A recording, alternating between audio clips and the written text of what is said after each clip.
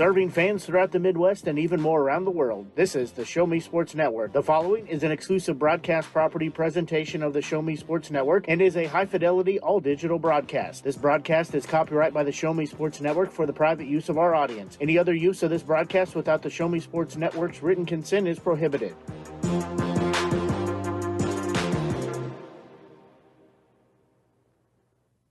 Pre-game coverage of Hallsville Indians football is brought to you by Avon with Michelle Cardi, Centurion Cares, Eddie Gaydell Society, Embrace the Curve, Han Custom Laser Engraving LLC, Hallsville Athletic Boosters, Kathy Rush Remax Realty, Last Sentinel Firearms, River Oak Christian Academy, Sawdust Studios, Law Offices of Russ Swanigan, Southwest Dental Care, and State Tech of Missouri.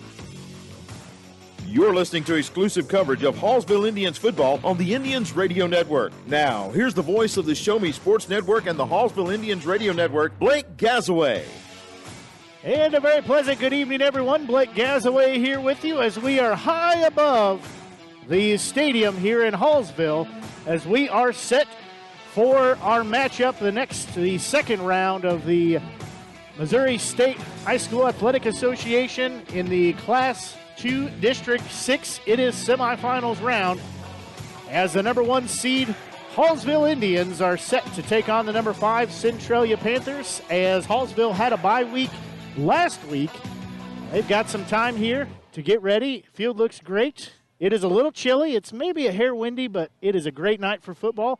Joined tonight, as we will be all postseason long here, by Patterson Fallis, and we are ready for football. I don't know about you. It's a little chilly, but this is great football weather. This is football weather, Blake. We talked about it all week. We knew it was going to be chilly coming in here, but I think both of these teams are ready for a game to here tonight.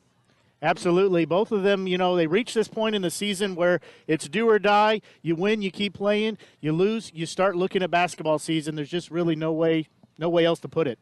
Absolutely. Well, in Hallsville coming in here undefeated, of course. You talked about that first-round bye that they had last week. Centralia coming off a victory in the district quarterfinal round here in the district semis now. What are you expecting to see from the Hallsville Indians tonight? Well, I think they're going to stick to their bread and butter. They're going to keep it on the ground. They're just going to run it right down the throat of the Panthers. That's exactly what they did in the first matchup that did go in favor of Hallsville when they met. That was in week 2. It was a 46-12 final.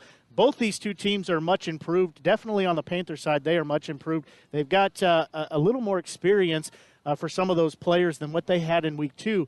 But I don't think it'll be that. I don't think it'll be that wide of a margin. But for sure, the odds are that Hallsville is going to walk out with the win. Absolutely. Well, and I talked earlier this week with Centralia head coach Tyler Forsey, and he said, we acknowledge that we are in a different place now than we were earlier in the season. And we know that Hallsville is in a different place than they were earlier in the season. So I think you're going to see some coaches who have made adjustments tonight from that Week 2 matchup that obviously went in favor of the Indians.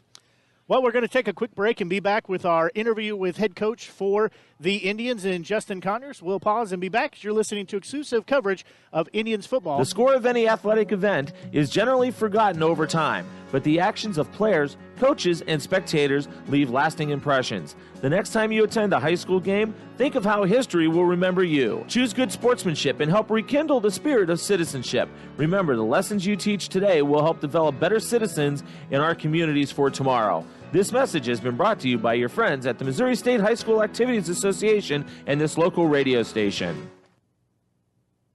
Welcome back to the Hallsville Indians pregame show here on the Show Me Sports Network. We're joined by Hallsville Indians football head coach Justin Conyers. Coach Conyers, thanks for joining us before tonight's game. Hey, I appreciate it. Thanks for having me on. Well, it's been a couple of weeks since your squad has played under the lights of Friday night, as you guys earned a bye week last week for the start of district play. Your Indians last saw action, though, 2 weeks ago on the 22nd as they traveled to Boonville to play the hosting Pirates. It was a non-district game, but it was a Tri-Counties Conference matchup. That ended the regular season for you guys, but you won in fashion, really capped off a great season, a great year as you come back on top 36-30. What were your thoughts on that game? For us, a very exciting opportunity for our school. Historical night for us. First time in school history that, we competed for the Tri-County Conference Championship. And so for our kids to be able to go out and play the way they did, there were 6 lead changes that night. It was an up and down ball game. A lot of adjustments happened to be made, and our crowd traveled oh so well, man. It was awesome to just look out after the game was over and see, our fans and our players and everybody just, there to support us, celebrate that historical night together. So great moment for our community, great moment for our school and our administration, and, especially for our football program here in Hallsville. You mentioned it. The game had 6 lead changes. That's incredible for any game. It was a good case of back and forth and really showing the momentum flowing from side to side. Yeah, it really was, and we opened up and they actually deferred the toss, and we love taking the ball first, and we took it down and we scored. We didn't get our 2, we go for 2 points every time. We didn't get our 2, but we had a 6-0 lead, and, then here they come back, and the first play they have is a double reverse flea flicker pass.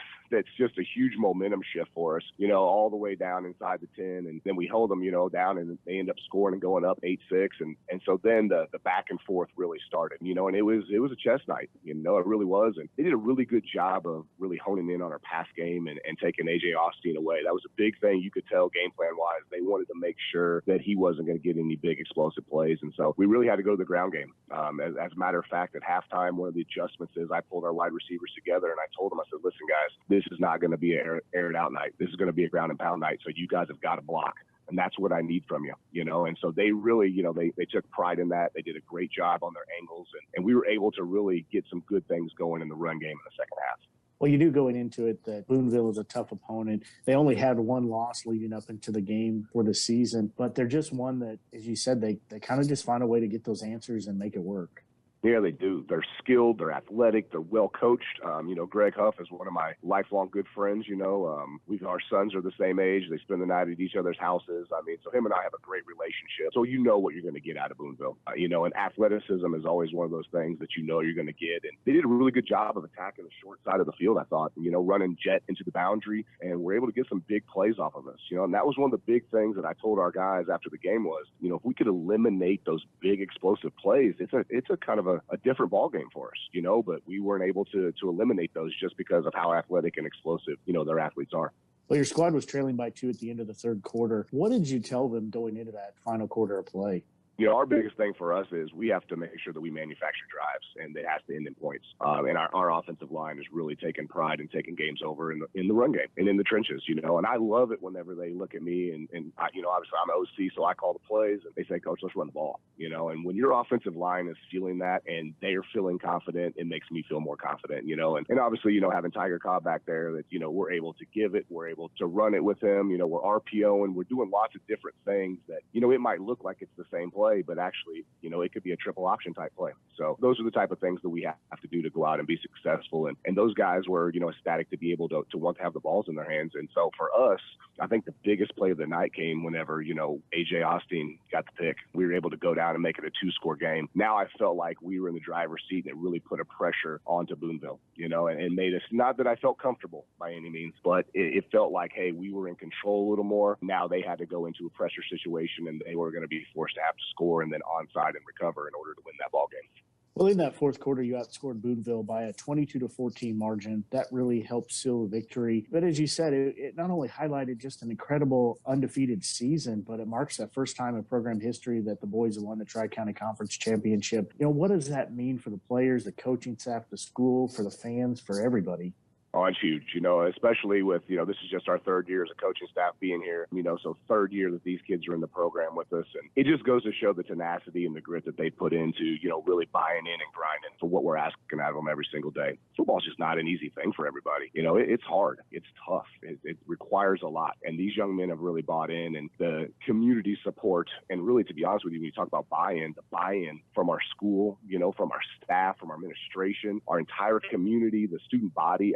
Everybody's bought in right now. They're really having a lot of fun with it. And, coming off a crazy year last year where in Boone County, we weren't allowed to have a lot of fans, to be able to go out and be able to play in front of the crowds that we've been able to play in front of this year at home has just been amazing. But to be able to go on the road and win in the fashion that we did and have our crowd there to support with us, man, and really be proud and support and cheer with our crowd when we're done was just awesome. So very proud of those guys and the work that they put in this year.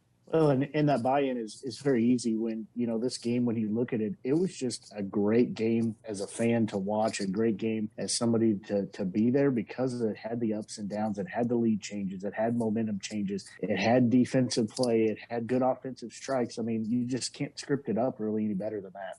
No, it's one of those games where, it kind of takes you back to the Blair Oaks game, too, is, we've played some really exciting football games this year, and the thing for us, and I've said this, is, is the past 3 weeks of the Tri-County, those last 3 games, they've all been tough, but they've really tested us. I mean, a lot of adversity has struck in these last 3 weeks for us and really put us in some tough situations. And you always wonder, and you always kind of honestly, as a head coach, you want to win them all, but you get a little worried, whenever you're going out and you're winning by large margins every single week and you've never been faced with adversity. You haven't been down in games, with the Blair Oaks and the Boonville game, we got to see that. There was tons of adversity. We were put in lots of adverse situations throughout the course of the game, and we had to come back. So being able to have that type of competition in those games has really been beneficial, I believe, for our program.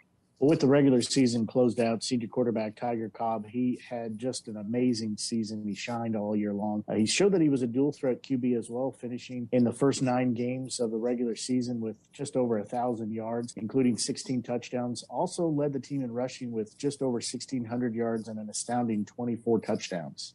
Yeah, he's single-handedly this year has ran away with our all-time rushing records here, set. Lots of good stuff and information for me that was here whenever I got this job. And so we created, some documents that kept, keep track of all of our stats, obviously, and a new record board. And right now he's tied for all-time rushing touchdowns in the season. He just beat the single-season rushing record. And I mean, that's a great feat whenever you're a quarterback. And everybody knows that he's going to carry the load. But what he's done in the last 3 weeks with his numbers has just been outstanding. And he's really, put the team on his back and carried us. Yeah, to have 40 touchdowns in the regular season is just phenomenal. And I mean, that's phenomenal on any level you're talking about. Yeah, it really is. It's almost like PlayStation type numbers whenever you think about it, and the numbers that he's been able to put up week in and week out. And the thing is, he's doing it against very good people. It's not like we're going out and, these are coming in late minutes of the game where you're trying to rack up points just to show in districts for standings. I mean, it's stuff like that. I mean, we're going out in tight ball games, and this guy's getting it done. Whenever his number's called and it's time to make a play, he's going out and he's making a play for us, and that's the type of guy that you want to finish in ball games for you.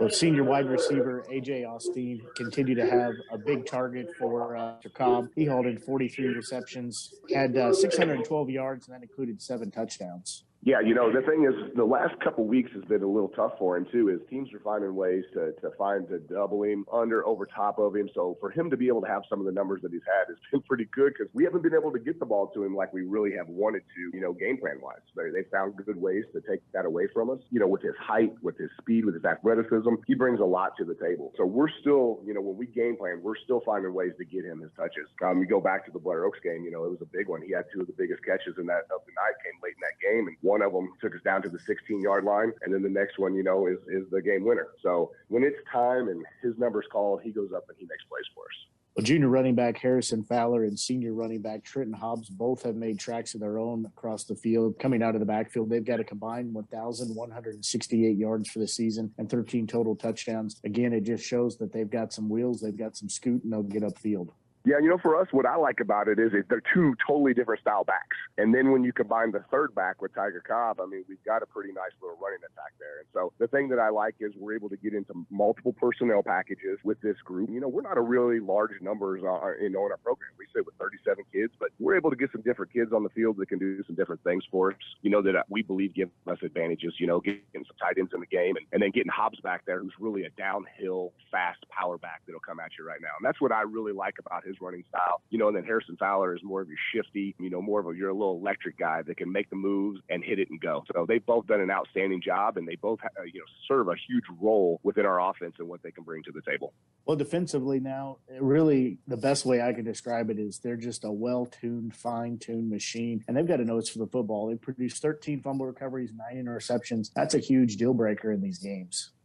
That's been the thing that we've preached on this offseason was the turnover margin. We have not been in the plus in the past couple years. And so that was a goal of ours going into this season was to be plus in the turnover ratio. And we've gotten there. And it's been because we are really, we are sound as far as swarming to the football. There's still some things that can improve. We still have times where we miss tackles, especially TFLs, those tackles for losses. Those are things that we've got to sure up that in big time games are going to make the difference, But as far as our defense as a unit, really proud of how they've played this year. We base out the 3-3 stack, and our kids have done a great job of defending, multiple types of offenses as well. Well, another thing, too, that jumps out to me is that defense is only allowing an average of 18 points a game, which puts them among the top teams for the entire state of Missouri. Yeah, last year, once again, you go back there and young football team, a lot of turnover. Like I said, from the year before, we had a ton of seniors back in 2019. So a lot of new faces on both sides. We gave up some points. We were giving up almost 30 a game. And that was another thing that we addressed that we had to get better at. We always talk about the bend but don't break mentality. It's okay to give up some plays here and there, but we want to eliminate the explosive plays. In high school football, I call that 25 yards or more. We want to try to eliminate those. We want to turn the ball over. My defense coordinator, who's always talking about, making sure that we're getting 11 hats to the football. And kids have really bought in and done a great job with that this year. Well, because of the hard work the squad put in and their execution on the field as well, you guys did earn a bye week last week as Class 2 District 6 quarterfinals play started last Friday. How important is it now looking at that bye week and what it does for the team? The best thing that I like about that, it really gives you two things. Number one, it gives you a chance to get your kids' legs back, let them get healthy, especially with the last 3 games, of our schedule this year and kind of how it fell. I felt like we really needed that, not calling it rest, but just calling it some time to get our guys back into full speed again. And then for me, I think it's beneficial as a coaching staff for us to be able to get on the road and go get eyes on your next opponent. I think that's a huge benefit, especially if you haven't played somebody before. Being able to see them in person is a little bit different than seeing them on film. So, I really love that opportunity that bye week presents us as well. Well, not only did you guys get the bye week too, but that also ensures home field advantage for district play. Again, that is a huge, huge thing, not only for the team, but for the community. Yeah, we'll go back to last year first, for a comment on that. And we were the number 1 seed last year. And because of the numbers that we were allowed in the stadium, we chose to go on the road. So instead of hosting like we should have through the district title last year, we decided, like I said, district semifinals, we went on the road. And we could have hosted the district championship. And we decided to go on the road as well because we could have fans. So now what that means to our program and to our community this year is that now, obviously, they get to be there and be there with us and celebrate with us, hopefully, if we can get this victory tonight in this semifinal game. Well, this week your team faces a similar team that you've seen here for the district semifinals game tonight. You host the number 5 Centralia Panthers. The Panthers beat the number 4 seed, that was the Montgomery County Wildcats, by a final of 26-8 last week as they move on to the semifinals round tonight. Your Indians matched up with them though in week 2 and getting the victory by a score of 46-12. However, this is a much improved and more experienced Panthers team this time around. Oh, much improved, and that's the thing is when you go back and you watch our film, both of us, when you look at it, it's just like, it's crazy how much different, and better, when I'm say different, we both are. And so, that's one thing that I've noticed over the course of the season is just how much better they've gotten. Quarterback play through Bo Gordon is outstanding. They do a really good job defensively of mixing fronts and coverages up, and giving us some different looks, so looking forward to this matchup with them tonight. Our kids, we talked about it. We know that they're going to come out and they're going to fight and they're going to give us one heck of a ball game. Well, leading up to tonight's game, what has the conversation been, if any conversation, in regards to, the winner moving on, the loser starts winter sports, basically? Yeah, we're talking about right now, our focus is not the next game. Our focus is this game. It's the game at hand, and there is no tomorrow is the approach that you have to take, because if you don't win this one, you don't move on. And like you said, your season's done. So, we made sure to address that with our kids, that the focus is on the Centralia Panthers, and that's all we're focused on this week. How's practice been the last 2 weeks? Really good. That's been the good thing. We went back, and what the bye week really allows you to do is it puts the focus back on you, and your kids, and you're not game planning for anybody. I've done it in years past where, hey, we focused on one team or both teams, and we spent a little time on some of the schematic things of those, but it really gets back to the blocking and the tackling, and just the basic concepts that make you a good program. And so our kids really have bought into that, and then this week what's been good about practices, and I told them it on Monday, I said, man, it feels good to get back to a game plan. Now you're honed in on one opponent. You're able to really dial it in and find out what's going to be good and what's not going to be so good for the week as you start your practice prep. So, the kids are geared up. They're ready for tonight's game. They've been looking forward to it all week long. It's one of those things where we're 8 miles apart. So, there's a little bit of pride that goes into this football game as well. How's the health of everybody? Everybody's been good. You know, we've got everybody's back full. I think the bye week really helps us, like I said, get our legs back and get everybody back to full speed. You know, we were a little bumped and bruised and banged up after the Boonville game just because we played physical, you know, and I told our boys that's what it was going to take to win. And so, you know, our guys lay everything on the line every Friday night for us. So, you know, getting those guys a little bit of, you know, just went uppers during that bye week, just shoulder pads and helmets, just enough to kind of get those legs back, like I've been saying. We've cranked it back up to full pads this week, and, you know, everybody seems to come out of here healthy and ready to play tonight. Well, facing the Panthers tonight, what do you expect to see them do? That's always the million-dollar question is, you know, I think we'll start with defensively. You know, they base out of a 3-4, but they gave us some 3-3 looks, you know, trying to load the box up a little bit with stacked safeties and behind backers, you know, to try to stop our run game. So, you know, we've practiced a couple other things for tonight's game because we just don't know exactly what we're going to get from them defensively. You know, we were able to score 46 points in week 1, so you think there's got to be some changes and some adjustments, you know, from what they were doing. We saw them play a little bit different defensively versus us in week 2 versus how they've been playing in the last 3 weeks of the film that we have. So, you know, a little curious and a little anxious to see how they're going to, you know, adjust and how they're going to line up versus us. But offensively, I think, you know, obviously the ball goes through Bo Gordon's hands all night tonight. I think that they're going to try to control the ground game with him. You know, they're going to try to get us off balance a little bit by running some counter and some power stuff with their backs. And then obviously, you know, him getting downhill running at you right now is really where their bread and butter has been in these past few weeks. And that's led to a lot of success for them. Well, tonight's game is also a gold rush. I know that the leaders of the front row will have the crowd rallied up probably for every snap. Yeah, that's been a fun part. You know, I laugh and I smile because, you know, my daughter's in high school now and she's a sophomore and she's involved in that. And just seeing how much, you know, fun these kids are having right now. Football brings so much more than just the game. You know, it brings community. And that's what's been awesome is, you know, seeing the smile on their faces week in and week out, capturing some of the fun pictures, you know, that people are taking of them, and just seeing the pure enjoyment that high school kids are having behind this game. And that's a lot of fun for us. And so, you know, I've been very appreciative of them. You know, the kids come in every single week. They want to know what we want for the theme. And I said, I want what you guys want. You know, you guys go out there. You guys have been the ones that have been doing an outstanding job of getting this community bought in to football. And so keep doing what you're doing. And like I said, really appreciate all their effort this year. Well, Coach Conyers, it's been a pleasure visiting with you. Any final thoughts before you get out of here? Oh, you know, just excited for tonight's ball game. And I know Coach Forsey across from us over there does a great job with his program. I know the Panthers are going to be fired up, ready to play. You know, one thing I've said is for us, it's not going to be about matching intensity. We need to make Centralia match our intensity. That's the way it has to be. We have to make them match our physicality and match our speed. You know, and that's one of the things that we've been really focusing on these past few weeks, just how physical that we need to play to go out and be successful. So like I said, really looking forward to this matchup, and hopefully we come out with this win tonight. Well, all in, Roll Tribe. Let's go out there and get a W. Yes, sir. Thank you. I appreciate all the time, and thanks for having me on. That's Hallsville Indians football head coach Justin Conyers. We're going to take a break and be back with more of our Hallsville Indian pregame show. You're listening to exclusive coverage of Hallsville Indians football here on the home of the Indians, the Show Me Sports Network.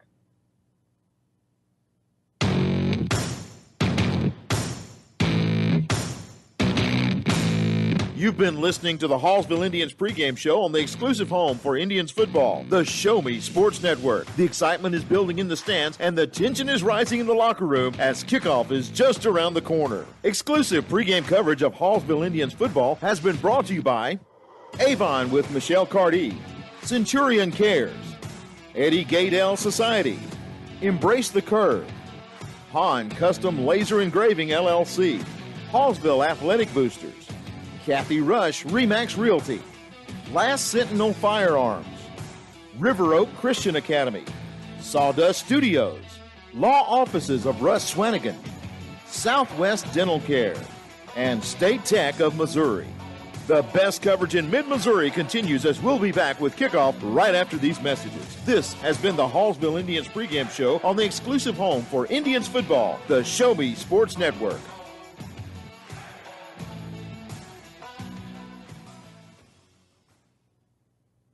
Haven't seen an Avon brochure in quite some time and running out of some of your favorite makeup, fragrances, or skincare products? No need to worry. Avon representative Michelle Carty has got you covered. Michelle can consult with you on the newest line of products, as well as get those that have become your must-haves. You now have the opportunity to shop online 24/7 from the comfort of your own home and have your order shipped directly to your front door. To see how Michelle can help you out, find her on Facebook by searching Avon Carty. Live beautifully with Avon. This is Hallsville Indians football on the exclusive home for the Indians Radio Network, the Show Me Sports Network. Exclusive play-by-play coverage of Hallsville Indians football is brought to you by Avon with Michelle Cardee, Centurion Cares, Eddie Gaedel Society, Embrace the Curve, Han Custom Laser Engraving LLC, Hallsville Athletic Boosters. For kickoff, you're listening to exclusive coverage of Hallsville Indians football on the Indians Radio Network. Now, here's the voice of the Show Me Sports Network and the Hallsville Indians Radio Network, Blake Gazaway.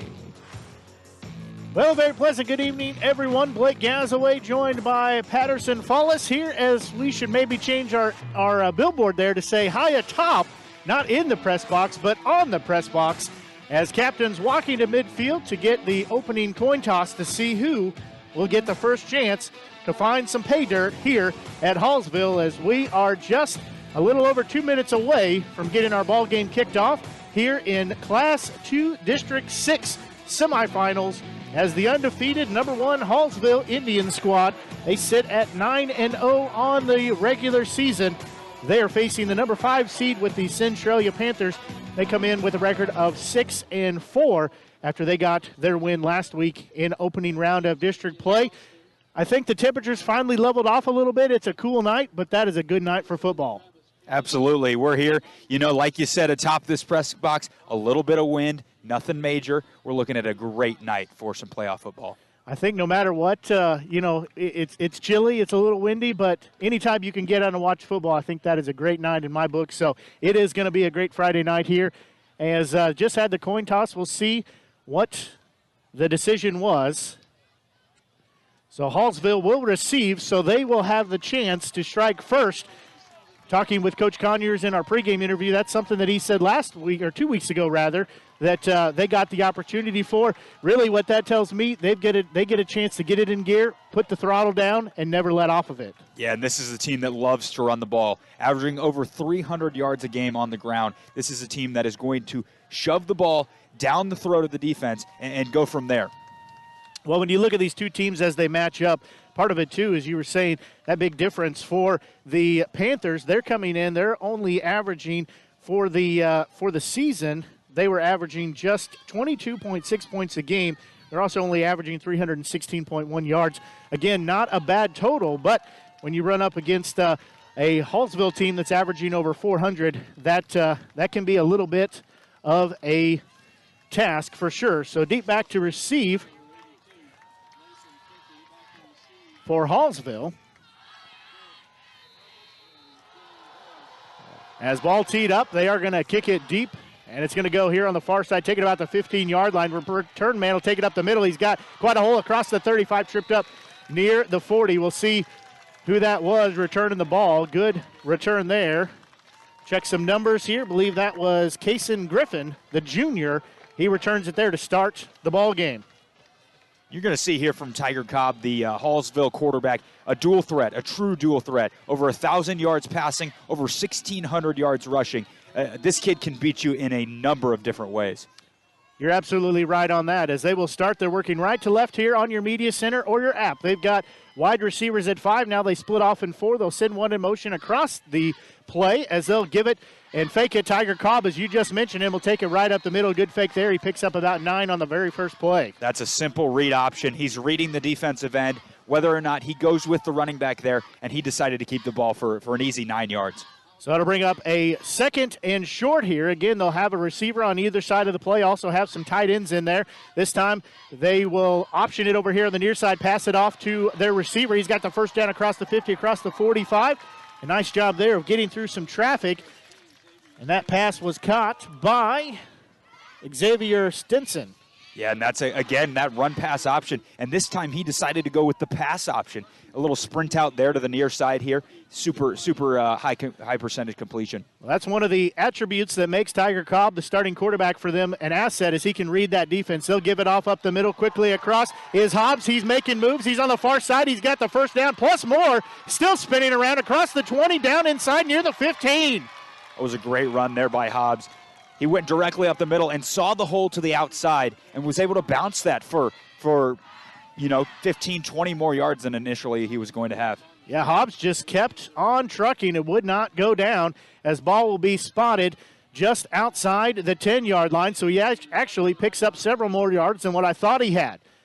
They'll break here as they'll have a tight end here on the near side, 3 wide receivers. Now they'll rearrange in the backfield as Tiger Cobb will get the snap. Quick pass off to A.J. Austin. He's at the 15, making moves, breaking ankles at the 10. He's at the 5. He'll stretch out to the end zone. He'll be just shy, but looks like they may have a new set of downs here to work with. We talked about Austin in the pregame. 6'4", going to be physically imposing on this Panther defense. He is a force to be reckoned with, somebody who just knows how to move the ball upfield, however he gets it.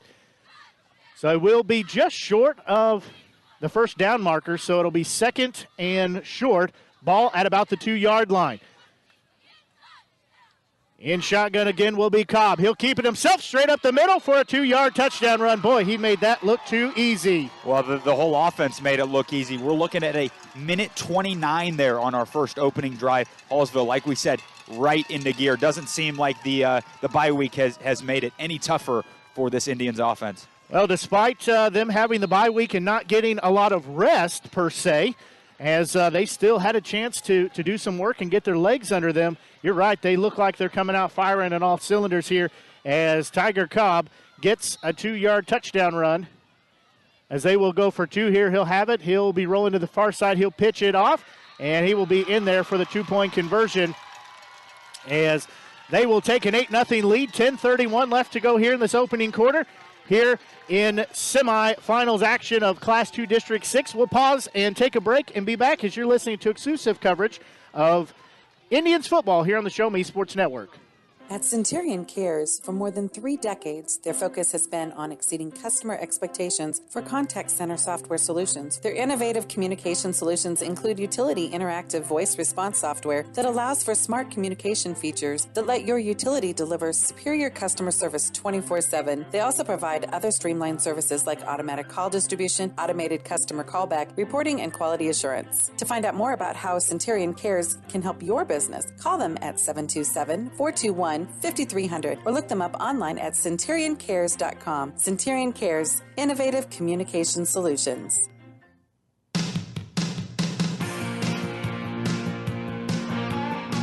And the Indians have the early 8-0 lead as they just made quick work down the field. Pinn's having a little bit of trouble trying to right now. I think it's not quite warmed up as high end over end kick will take a bounce. It'll stay in bounds at the 5, so pinpointing it down as Centralia now has to work out of a panic mode as that ball would not go out of bounds and just trickled its way into the 5-yard line. You have to think that was somewhat strategic. I don't know how you could plan that, but it sure worked out well there for the Indians. I don't know how you do either, as that was pinpoint accuracy. But they will set up on the 16-yard line. That's where Centralia will take over. This defense is led by Trenton Hobbs, the running back, who also plays linebacker for him. We'll see how he goes here tonight. So Bo Gordon, the senior, will command his offense. He'll send one in motion to the far side. He'll keep it himself, and he's trying to work up the middle. He'll get about 4 yards before he's thrown down there. Simple read option again there. You're seeing a lot of the same offense. Bo Gordon is going to give you a lot of what Tiger Cobb does. He also, is a dual threat guy. Yeah, they're very similar in their makeup, and their stats are very similar, at least the number of times they've passed, the number of times they've ran. Of course, the big deciding factor is it's almost a 2-for-1, if not a 3-for-1, on the touchdown differential as well as the yards between the two quarterbacks. So in shotgun again will be Gordon. He'll have twin receivers on either side. He'll send one in motion on the end around. They'll give it to Wilkerson. Actually faked it to him up the middle. Keeping it was Gordon, and he's got short yardage. We'll bring up our first 3rd down. Jack March there on the stop. We talked about that 3-3 defense that Hallsville likes to run. That's 3 down linemen, 3 linebackers. So we'll bring up a 3rd and we'll say a long 4 as the Panthers were deep in their territory, having kind of misjudged that kick, expecting it to go out of bounds, but it did not. So now it'll be 3rd down here as ball at the 23-yard line. They'll come out again, twin receivers either way. One of them will be on the wing on the far side. Gordon will take the shotgun snap. He'll keep it himself, looking near side. He's going to throw it to his receiver at the 35. He'll make the catch. That is Ethan Adams before he steps out of bounds. So he picks up a little over 10 yards, moves the chains. Adams with a really nice job there. Hallsville dropped into some zone coverage, and you saw him sit down in that open spot. Bo Gordon was able to find him in that soft spot of the zone and convert for a first down. Adams is a junior. Gordon is a senior. You think they played catch quite a few times? I'd have to think so. That looked very easy, as you said. He found the spot in the defense that had some green grass and camped right there. So twin receivers, actually 3 on the far side, as they'll finally run it up the middle and quickly swallowed up there. That's Wilkerson. Just nowhere for him to go with it. When you have players coming from the defense behind you, that means your offensive line didn't get a big push. That's not a winning combination, but Wilkerson, he also complements Gordon in this Centralia offense. 834 yards on the year, 10 total touchdowns on the ground. He's a guy that we'll definitely need to look out for tonight. Yeah, he's averaging 5.7 yards a carry, which anytime you can get above the 5+ mark, even though he's not past it by much, he's still past that 5-yard mark, which is good. That's what you always look for. So they'll break the huddle here, second and long. 3 wide receivers near side, 1 on the far side. Again, they'll send Wilkerson in motion. They'll fake the handoff. Gordon will take it right up the middle himself. He'll be across the 40, so pick up right about 3-4 yards there before he's tripped up. You know, that might be nice on first down. It makes me question it on second down. Then you set yourself up for, a third and medium here.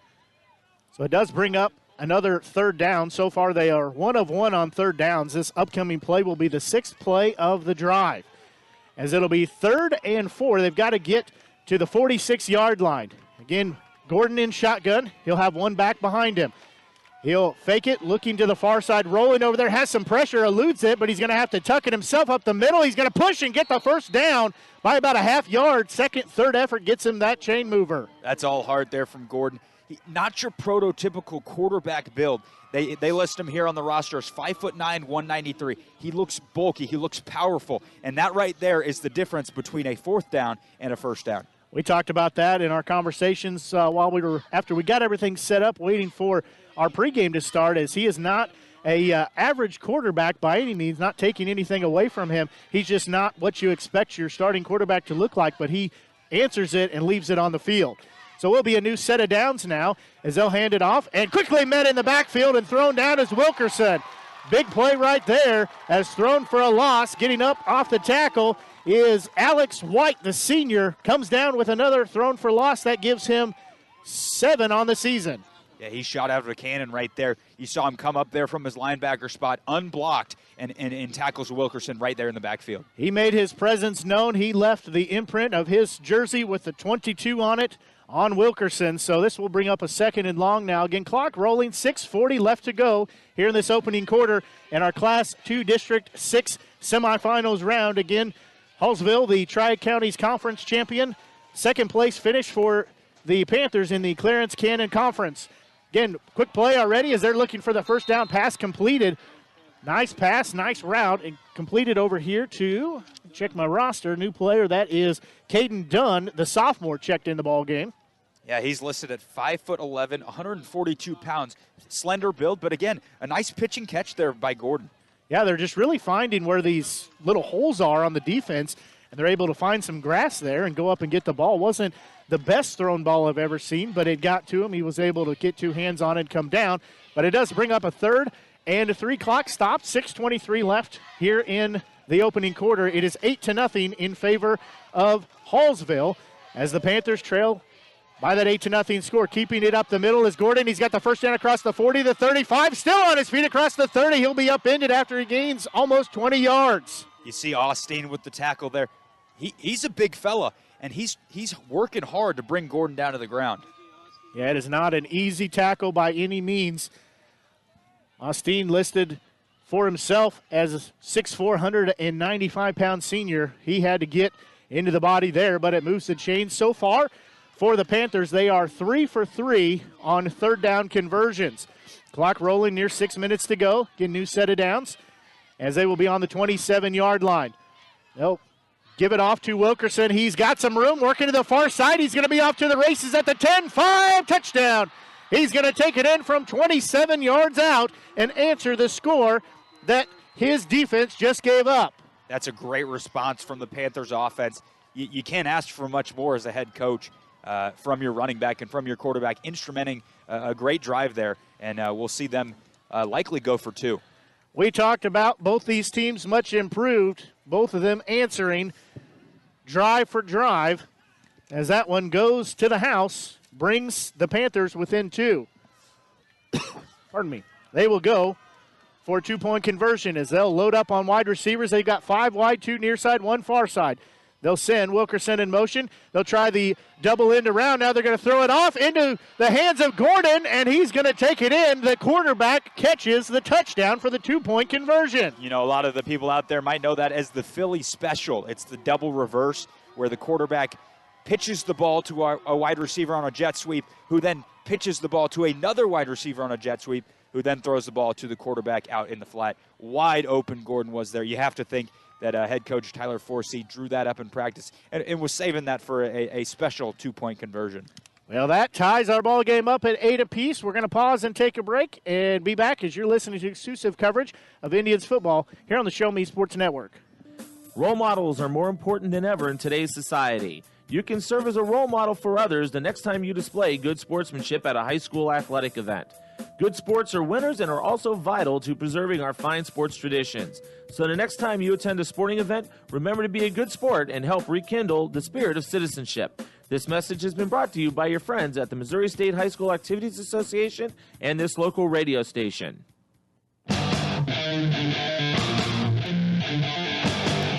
Ball is teed up as they are going to kick it deep. It'll be taken at the 20-yard line. That's Austin with it. He's got a good set of wheels. He's across the 30, still on his feet across the 40. Powell being pushed around, and they'll get it across the 40-yard line.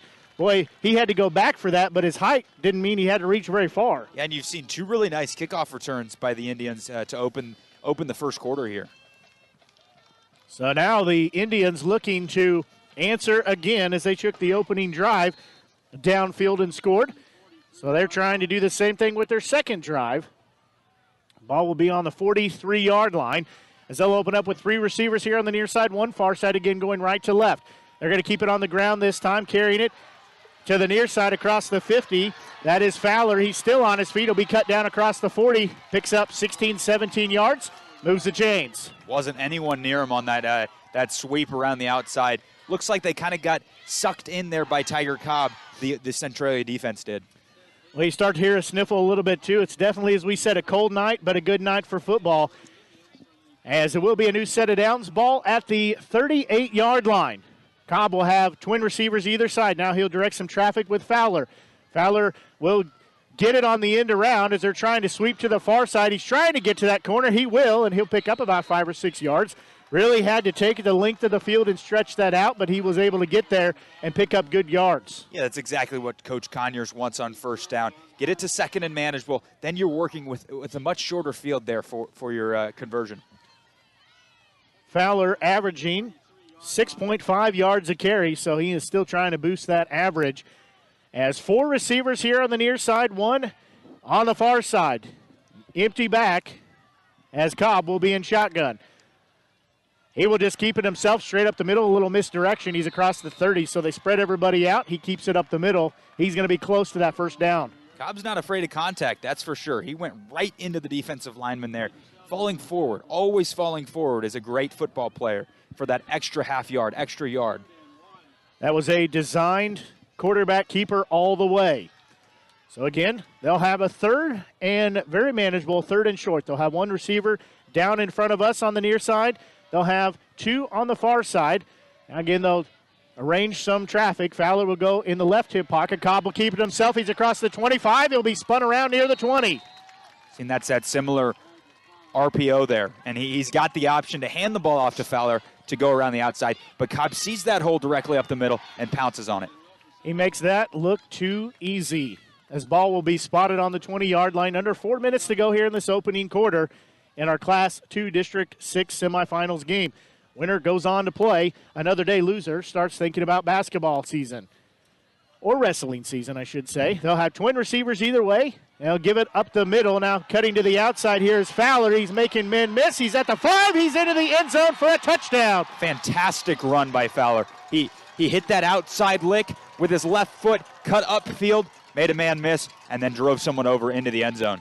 Well, just like head coach Justin Conyers was saying about having PlayStation-like numbers for his quarterback, that was a PlayStation-like run right there as he made, about 6-7 people miss and got into the end zone from 20 yards out. Yeah, and we talked about Coach Conyers. He always goes for 2. You'll see the Indians go for 2 right here. So they will go for 2. Twin receivers far side. Now they'll send one of the players across the play, and Cobb will take it himself easily into the end zone for the 2-point conversion. That makes it a 16-8 ball game in favor of Hallsville. We'll pause and be back. You're listening to exclusive coverage of Hallsville Indians football here on the Show Me Sports Network. The following public service announcement is brought to you by the Eddie Gaedel Society, Jefferson City Chapter 10, doing little things to make a big difference. Want to make a big difference in your community? Be kind to others, drive safely, and put litter in its proper place.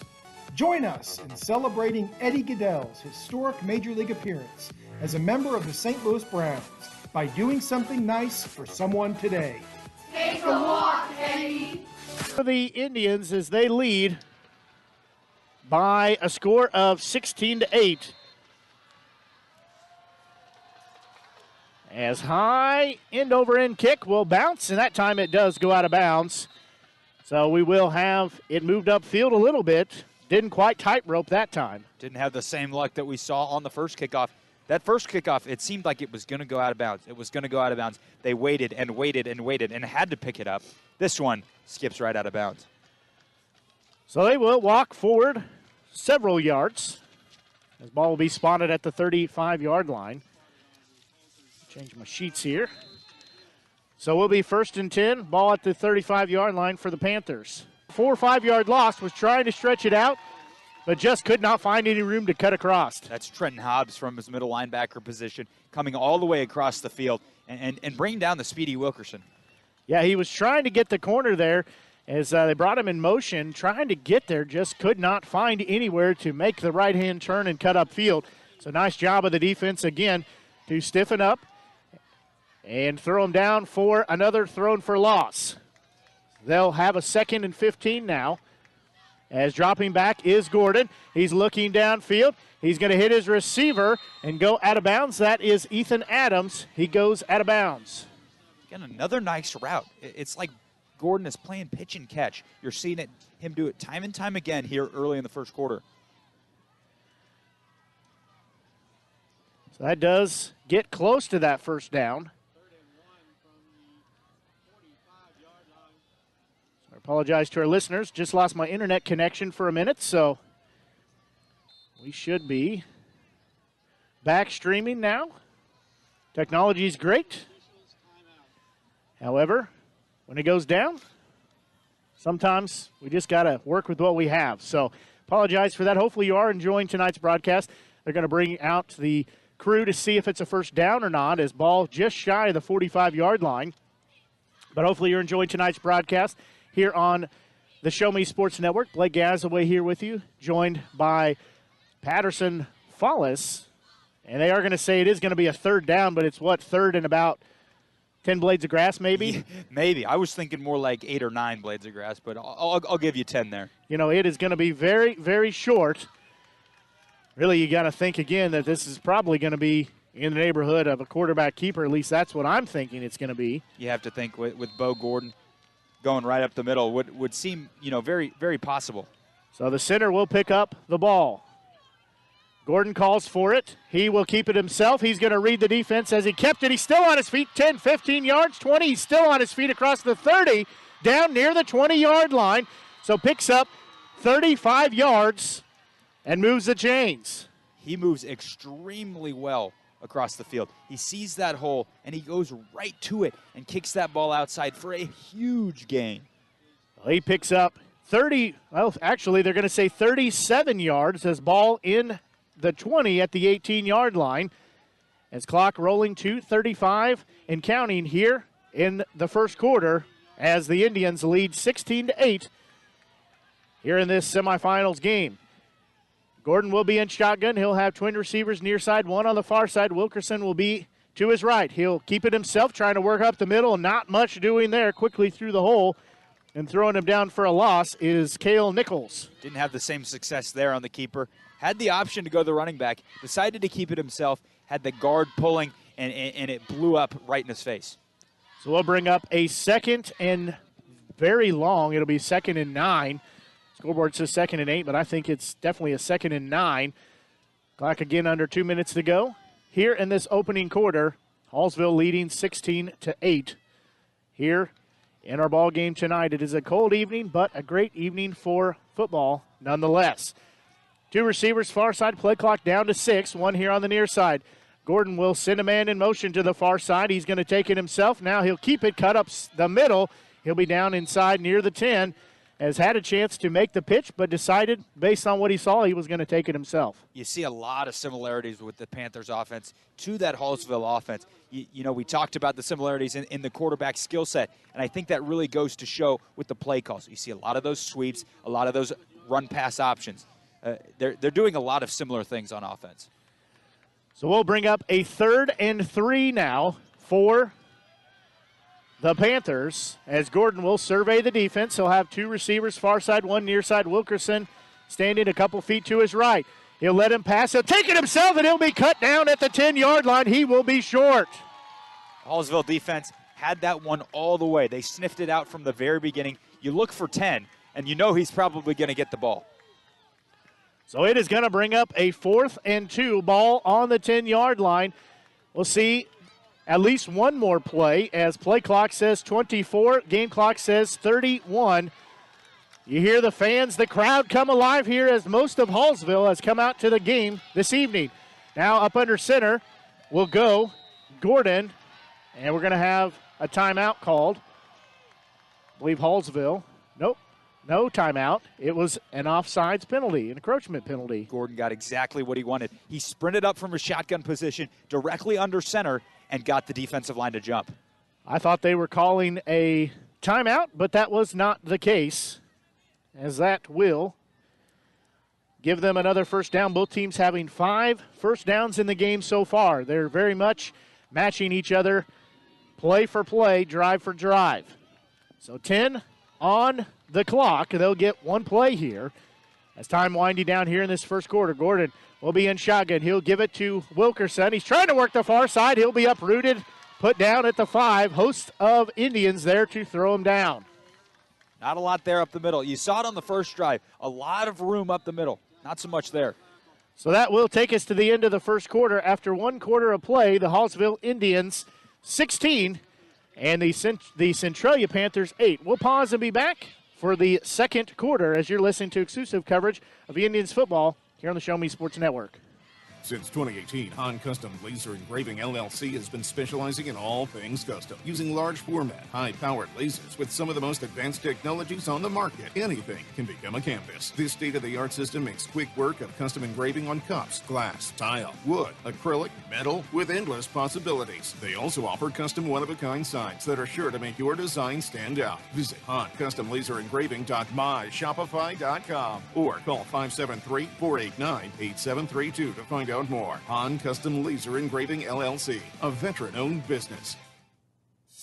Attention Indians fans, here's your chance to help the student athletes of Hallsville by becoming a member of the Hallsville Athletic Boosters. Your gifts help provide all Hallsville athletes with a safe and positive experience while attending our school district, and also help purchase items that our sports team couldn't otherwise afford. You can join the Hallsville Athletic Boosters this season for as little as $25. Membership is open to everyone. Interested in joining? Look them up on Facebook by searching Hallsville Athletic Boosters or email them at hallsvilleathleticboosters@gmail.com. Let's go Indians!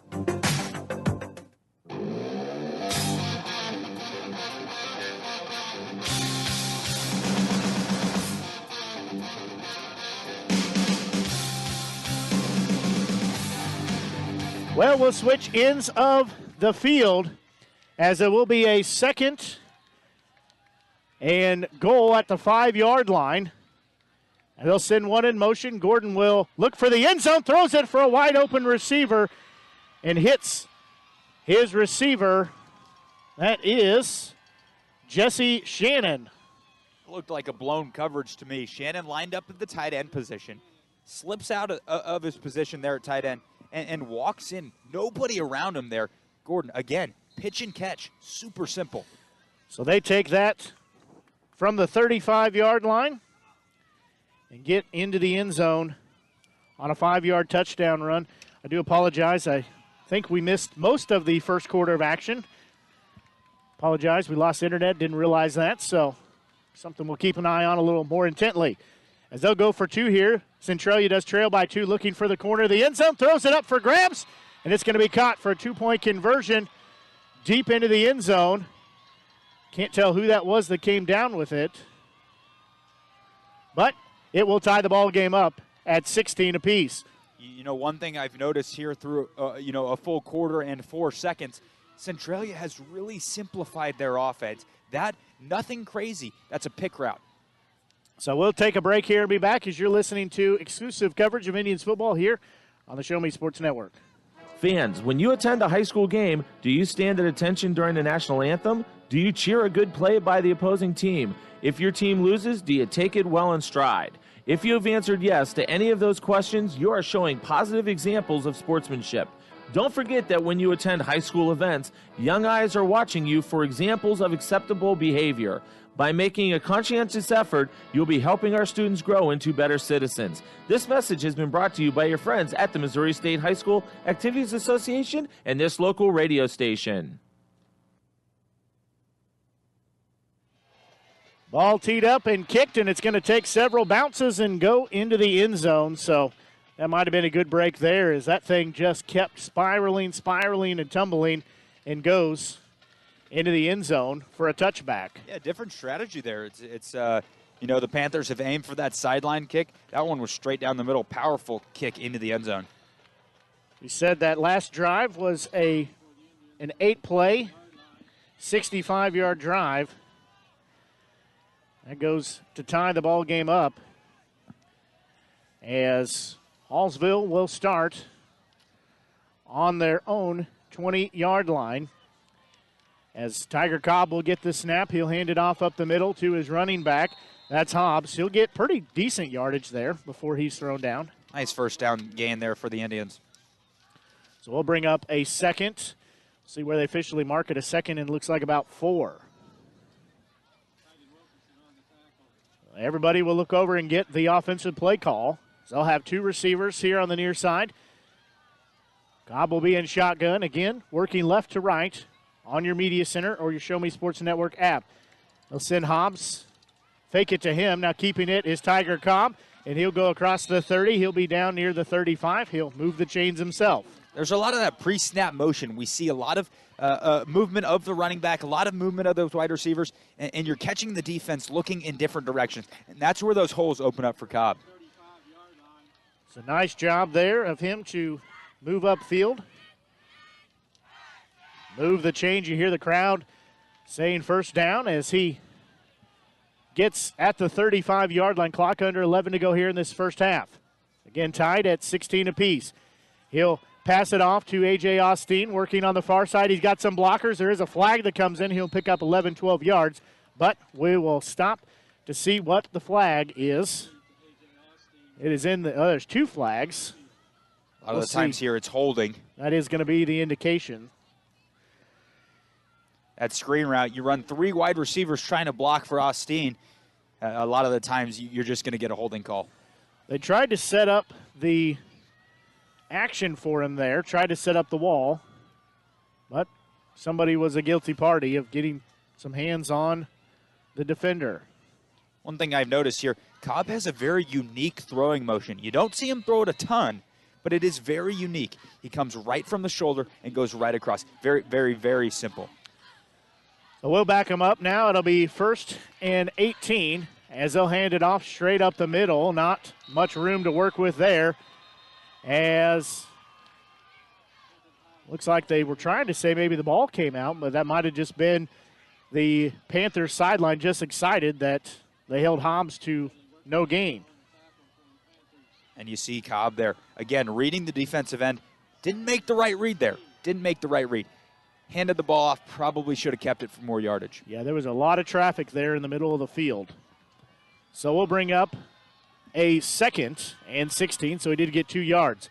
Hobbs will be changed where he's at in the backfield, has some pressure. Cobb will evade it. He'll hit his receiver, and A.J. Austin catches it near the 40. He'll have about 7-8 yards, but took a big shot there. He got left up in the air, took a shot to his lower back. He's going to get up. He'll be okay, but that's one of those that you really hate to see the quarterback leave his receiver out to dry. Yeah, Austin's going to feel that one in the morning. You can tell he's kind of hunched over, hands on his knees right now. That's one of those ones that really just takes the wind out of you. So 3rd and 8 now. Clock rolling, 9:31 and counting here in the first half as we're tied at 16 apiece. As dropping back, rolling to the near side is Cobb. He's looking downfield. He'll decide to tuck it himself. He's going to be tripped up, spun around at the 40. He's going to be short of that first down marker. It's a huge stop for the Panthers defense. Really, neither of these defenses have been able to hold anything, but it looks like the offense might stay on the field here. Well, I would agree. I think that that's probably what I would do if I was coaching, as Cobb is their punter as well. So he will be in shotgun, has one back behind him. They've got trip receivers here on the near side. He will do a pooch kick. Good kick. It's going to take a bounce at the 35, and then forgot to put on its blinker, but took a right-hand turn, goes out about the 26-yard line. So that's where Centralia will take over here, as we'll pause and be back, tied at 16 apiece. You're listening to exclusive coverage of Indians football here on the Show Me Sports Network. Perfect, right? Actually, we were thinking of Rome. I know an agent there. Look at this view. This place is unbelievable. It's beautiful. We've been looking at Jamaica. Oh, I know an agent there. Welcome to Jamaica. we love it. But we're thinking about Tokyo. I know a guy. You know an agent too. That's Kathy Rush at RE/MAX Jefferson City. Call her today at 573-761-3405. Well, this officiating crew is working very efficient, as already had the first down play. It was a run that picked up almost 8 yards. It'll bring up a 2nd and 2. Yeah, these officials are just as cold as we are. They want to go home, too. Yeah, they want to get out of here and start thinking about what they're doing this weekend. Clock rolling, 8:14 left. Again, tied 16-16 here in the semifinals round in Class 2, District 6. As Gordon will be in shotgun. He'll give it to Wilkerson. Working up the middle, has a big hole across the 40. He's going to pick up the first down. As he squirted through there, picks up enough to get the first down and then some. This Panther offense doing a really good job of keeping that momentum alive. You get the stop on 3rd down, and you're able to turn this into a first down early on in this drive. So ball will be spotted on the 44-yard line. And Blake Gazaway here with you on the Show Me Sports Network, joined by Patterson Follis. As we said, we apologize. Had some of the first quarter we missed. Our internet signal got cut, but we are back on air now. So they'll come out here again. One wide receiver near side, 2 on the first downs, but we're going to have a flag, so that'll be a false start on Centralia. It is the first penalty that they have had here in the ball game. There have been 3 for Hallsville in a relatively penalty-free ball game. Yeah, we're seeing a clean game here in the playoffs, and that's exactly what you would expect at this point in the season. You've got teams that are experienced, that know how to run their offense. You'd expect to see a low penalized game. Right. They're very disciplined. That's how you get to this point in the season, is be very disciplined. So we'll bring up a 1st and 15 now as they wind the clock. We're tied up 16 apiece here with 7:20 and counting left to go before halftime. Winner moves on to play next week. The loser starts turning in their gear on Monday. That's not an easy conversation you like to have, but it's one you have to. It's 3 on the play clock. Gordon's going to call for it 1. They just got the snap off. He's going to roll here to the near side. He's going to fall down at the 30, and he will be sacked right there. The turf monster, in this case the grass monster, jumped up and caught him. Yeah, just didn't have his footing there. Just trying to make a change of direction, trying to go back across the field, and just slipped and fell. So a penalty followed by a huge sack, a loss on the play. Here the fans here start to rally. It is Gold Rush night here at the stadium. In tied 16 apiece. 5 receivers, 3 far side, 2 near side. Gordon gets it, dropping back, looking downfield, overthrew everybody. Was trying to hit his receiver and Mason Barr, but just airmailed it over everybody's heads. Yeah, I mean, that's exactly where you take the shot. You got 2nd and 24. Probably not a lot of plays in the playbook for 2nd and 24, and I guarantee there's even less for 3rd and 24. We'll bring up a 3rd and 24 now. Ball spotted at the 31-yard line. And you hear the fans starting to rally up. I think most of Hallsville has trekked out here to the game. When you look around the stands, you look at the cars that are parked here, they have come out in full force to support their Indians squad. So 3rd and very long now. Gordon will get the shotgun snap. He's going to give it a little screen pass, but broken up and thrown down for more loss as the defense comes through big time.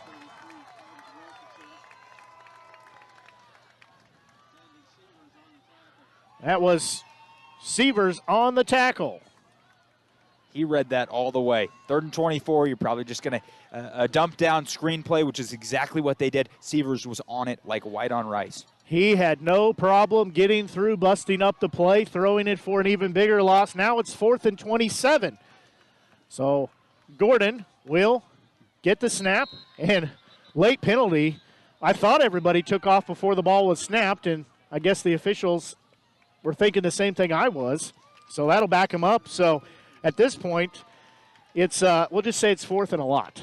It is 4th and a lot. Centralia not able to capitalize on that momentum of getting the stop on defense, going the complete wrong way on offense. Yeah, that might have been a game changer there, as we said during the break, that might have been Centralia's chance to keep the momentum and put the lead, the first lead of the ball game. They've tied it up twice, but have been unable to take the lead. We are tied at 16 apiece, so now it is 4th and a lot as ball spotted after the officials finally have their discussion. Now they're going to move it forward a little bit. They will spot it at the 27-yard line. A.J. Austin standing at his own 41-yard line, awaiting most likely what will be a punt, as it's 4th and 32. So Gordon will punt a low kick. It's going to bounce at the 50. Austin will take a big bounce now. He's going to let it go past him. Probably a good decision there, as he had several Panthers players waiting to put a lick on him. So he lets it go. So it'll be down at the 34-yard line. That's where they'll take over. Let's keep it right here, as we know these officials are quickly working through this second quarter of action. Everything is quick here in Hallsville tonight. The Panthers offense, quick. The Indians offense, quick. And these officials, even quicker. You're right about that. So it'll be a new set of downs as they get the ball. Cobb just threw it over on the far side to his wide open receiver, who picked up 7-8 yards. Nice misdirection there on the play. And that pass goes to A.J. Austin, so he picks up nearly 7 yards. They'll say, yep, 7 yards on the play. Bring up 2nd and 3. Austin accounts for over half of the team's receiving yards. He is a true force to be reckoned with. So they actually say he gained 8 yards, so 2nd and 2, as twin receivers on either side of the play formation, again going left to right.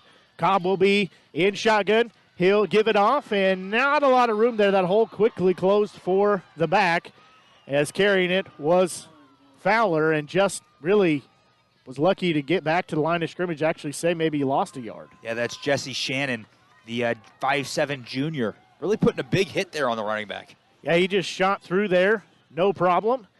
Throws him down. So we'll be a 3rd and we'll say 2.5, a long 2 or a short 3. He'll get the snap now, going for a screen play over here and catching it. We do have a flag coming in away from the play, but catching that is Aiden Lampkins. So Lampkins picks up, for the moment, a new first down, picked up about 5 yards on that pass play. It wasn't the best executed screenplay, but that's really what it was almost. And they are going to say a holding call against Hallsville. So that first down will come off the board at least momentarily. Didn't see the holding call. I did see a massive block laid there by Fowler. Not exactly sure where that was, but evidently the ref saw something different. Yeah, so it came in on the backside there. I didn't see it either, but it came in right about the hash marks here on the 45-yard line, somewhere in there. So, like I said, I didn't see it either. And we have another flag, so that one I'm going to guess is going to be on the coaching staff. As my first indication is I sure hope that official is just throwing the flag to see if it's going to fly right, but that's never the case. So will be a sideline warning. I will say he got some height on that, didn't he? He did. That one came about as high as we are on top of the press box. Like I said, I always hope that they're just saying, nope, no penalty. I'm just checking to make sure my flag's got the right wind resistance, but that's never the case of it. So they are going to have a timeout called, as we will have a timeout by Hallsville with 4:13 left here in this first half. We'll take a quick break and be back. You're listening to exclusive coverage of Indians football here on the Show Me Sports Network. Last Sentinel Firearms is your federally licensed and registered Type 7 FFL manufacturer dealer in Missouri, providing quality products to all types of sports enthusiasts, law enforcement, and individuals across the nation. Orders are currently being fulfilled, offering custom-built pistols and rifles from the AR platform with a guarantee of 100% American-made products. Visit their website at lastsentinelfirearms.com or call them at 417-684-7202 to find out what they've got for you. Last Sentinel Firearms, you are your last line of defense. Whether the game we've seen as it comes with 4:13 left here in the first half, timeout by Hallsville, as it'll bring up they're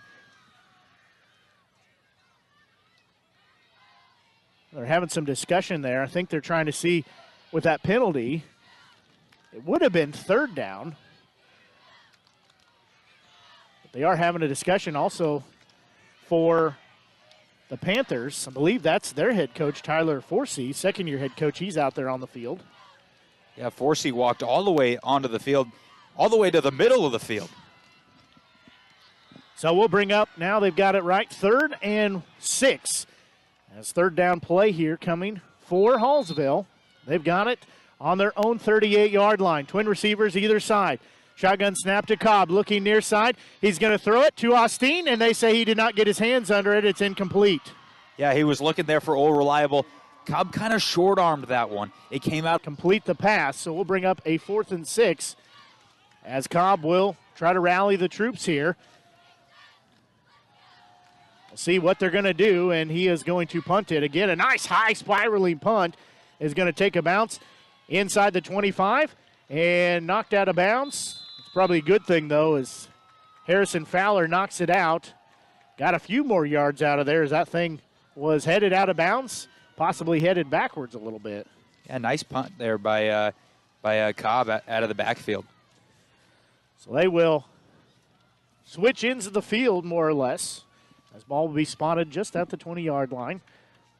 So it'd be interesting to see how Centralia answers, as they had this earlier, and then they were unable to do anything with it, had to punt on their own accord. So they'll start at their own 20. They'll send a receiver in motion. Wilkerson will not get the handoff as Gordon really put it into the belly of him. Pulls it out last minute, trying to read that defense. They say picked up 4 yards. Jack March on the tackle there. Really met Gordon in a nice spot there. Limited the gain to 4 yards. Yeah, there was a hole briefly, at least enough for Gordon to think about he should keep it and take it up the field himself, but it closes quickly. So we'll bring up a 2nd and 6 here. Clock rolling under 3.5 to go in this first half. Again, we're tied at 16 apiece. Both these two teams matching drive for drive, scoring for scoring, and then both teams having a little bit of cool-off and having some punts. As they'll give it off this time to Wilkerson. He's across the 30, the 35, still on his feet, driving through the 40. He will pick up 15 yards and move the chains. A nice run there up the middle by Wilkerson. You have to think that Centralia is satisfied with what they've got, but they'd love to go down here and score in the last few minutes of this first half. Well, they have a chance for a 2-for-1 possession as they will get the ball to start the second half as well. So this kind of gets into that chess match part of football, is how quickly if you're going to score, how quickly can you do it? Because you do want to have that 2-for-1 opportunity. So they'll have a new set of downs here. Ball at the 41-yard line. 2 receivers on the far side, 1 here on the near side. Keeping it is Gordon up the middle himself. He's got 5'10". He's going to get close to 13, 14 yards when it's all said and done. Yeah, and the Panthers already have scored more points here than they did the last time out against Hallsville. So you're seeing those adjustments in action today. We talked about that in the pregame conversation with head coach for the Indians and Justin Conyers, that they are much improved. And you're right, we're seeing that here as they are finding ways to get stops on the offense and find ways to keep their drive alive when they have the football. So 2:28 and counting here in this first half. Again, new set of downs, ball on the 47-yard line of the Indians. Twin receivers either way. Gordon will keep it himself. He'll be hemmed in. No gain there as that pocket closed quickly, and he just had to go down with it. Yeah, that was Mitchell Simmerman, the 6'2", 275-pound senior, closed that hole immediately. He absolutely did. He is a big fella, and he made his presence known there. So we'll bring up a 2nd and 10 on no gain on the play. Again, we're tied at 16 apiece here in this Class 2 District 6 semifinals game. Hallsville, the undefeated #1 seed in the district tournament. They're also the Tri-Counties Conference champion. 2nd place finish for the Panthers in the Clarence Cannon Conference. Here the fans again come alive as Gordon will have some pressure. He's rolling for his life. He's going to somehow get out of it. He's going to be across and get 5-10 yards. Still on his feet. He's 15, 20 yards downfield before he's going to be tackled near the 20. He was dead to rights, but somehow found a way to get upfield and pick up huge yardage and move the chains and get inside, almost inside the 20. Yeah, that looked like it was going to be a loss of about 10 and then turned into a gain of about 30, 40. That was a huge play right there. The defense, I wouldn't say they caught napping. I don't mean it like that. But they were just out of position as he eats them up, gets down inside the 20, and is able to move the chains and trying to keep this drive alive. They're trying to get the end zone as they we're tied at 16 apiece. The Panthers have never led. They trailed 8-0, and then they scored and tied it up at 8 apiece. Then they trailed at 16-8. Then they were able to come back and tie it up at 16 apiece. You see him call a timeout here. 1:25 left in the half.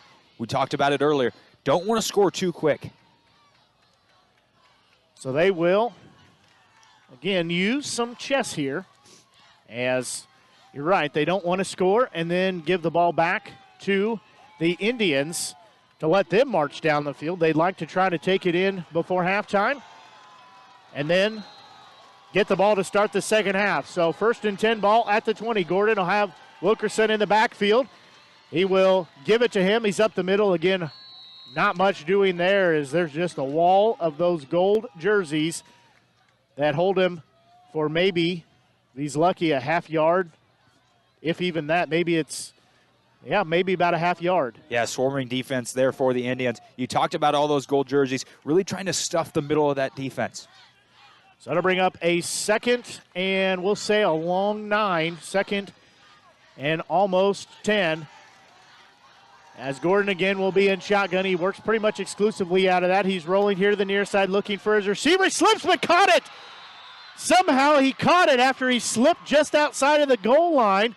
That was Noah Brooks, the 6'1", 179-pound senior. That looked like a knee injury to me, and somehow he's able to come up with that catch. He went full splits there.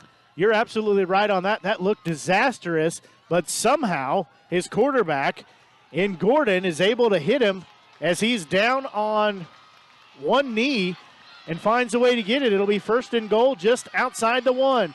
Gordon will step up under center. He'll keep it himself. He's pushing. I don't think he got in. He did not. He did not get in there. Gordon tried to get sneaky there, go right under center with that quarterback sneak. Not much up the middle. Tried to bounce it around out the outside. Didn't get it.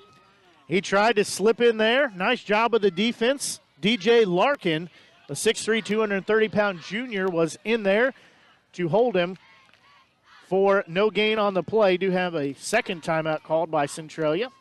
22 seconds left in the first half. Again, we're tied at 16 apiece. Blake Gazaway here with you on the Show Me Sports Network, joined by Patterson Follis. And remember, if you haven't done so, be sure and look us up on Facebook. Just search the Show Me Sports Network. We're going to be bringing you as many postseason games as we can for Hallsville. At least that's our plan anyways. We're going to try to bring you as many of those. So hopefully, I was talking with the coaches there. We were down on the field before the game, and I said, we'd like to go to a Show Me Bowl. And he said, we would too. So that's what they're shooting for, but most importantly, they got to do their job, do their assignments tonight before they can think about even next week, but certainly before about going to a Show Me Bowl. 22 seconds left in the first half, again tied 16 apiece. Gordon will be in shotgun. He'll have two receivers far side. One on the near side, does have a tight end over on the far side. And they finally say play is ready as everybody trying to get set. Gordon will get the shotgun snap. He'll keep it himself. He's trying to get in there, and they're going to say he's in for the 1-yard touchdown run. That's a big body falling forward.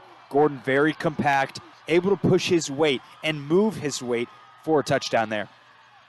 So that goes from 1 yard out and gives the lead for the first time, gives the lead to the Panthers. They've trailed or been tied all of the games so far. And that comes with 18 seconds left here in the second quarter. That gives them the 22-16 lead. They're looking to make it a 24-16 lead by going for two here as Gordon will send a man in motion to the far side. He'll get the snap, looking to the far side, and he's going to throw it. Pass was incomplete, out of everybody's hands, and two-point conversion will be no good. But it does still give the Panthers the 22-16 lead. We'll pause quickly and be back. You're listening to exclusive coverage of Indians football here on the Show Me Sports Network. Whether it's balls and strikes, fouls, or flags, your referees and game officials are a vital part of high school athletics. If you've ever tried your hand at officiating, you know how hard these men and women work, and you certainly know that they would never miss a call intentionally. Keep these things in mind as you attend sporting events. After all, respecting officials and authority figures is one of the most valuable lessons that we could teach our students. This message has been brought to you by your friends at this local radio station and the Missouri State High School Activities Association. First half, as Hallsville trails for the first time tonight. They trail 22-16.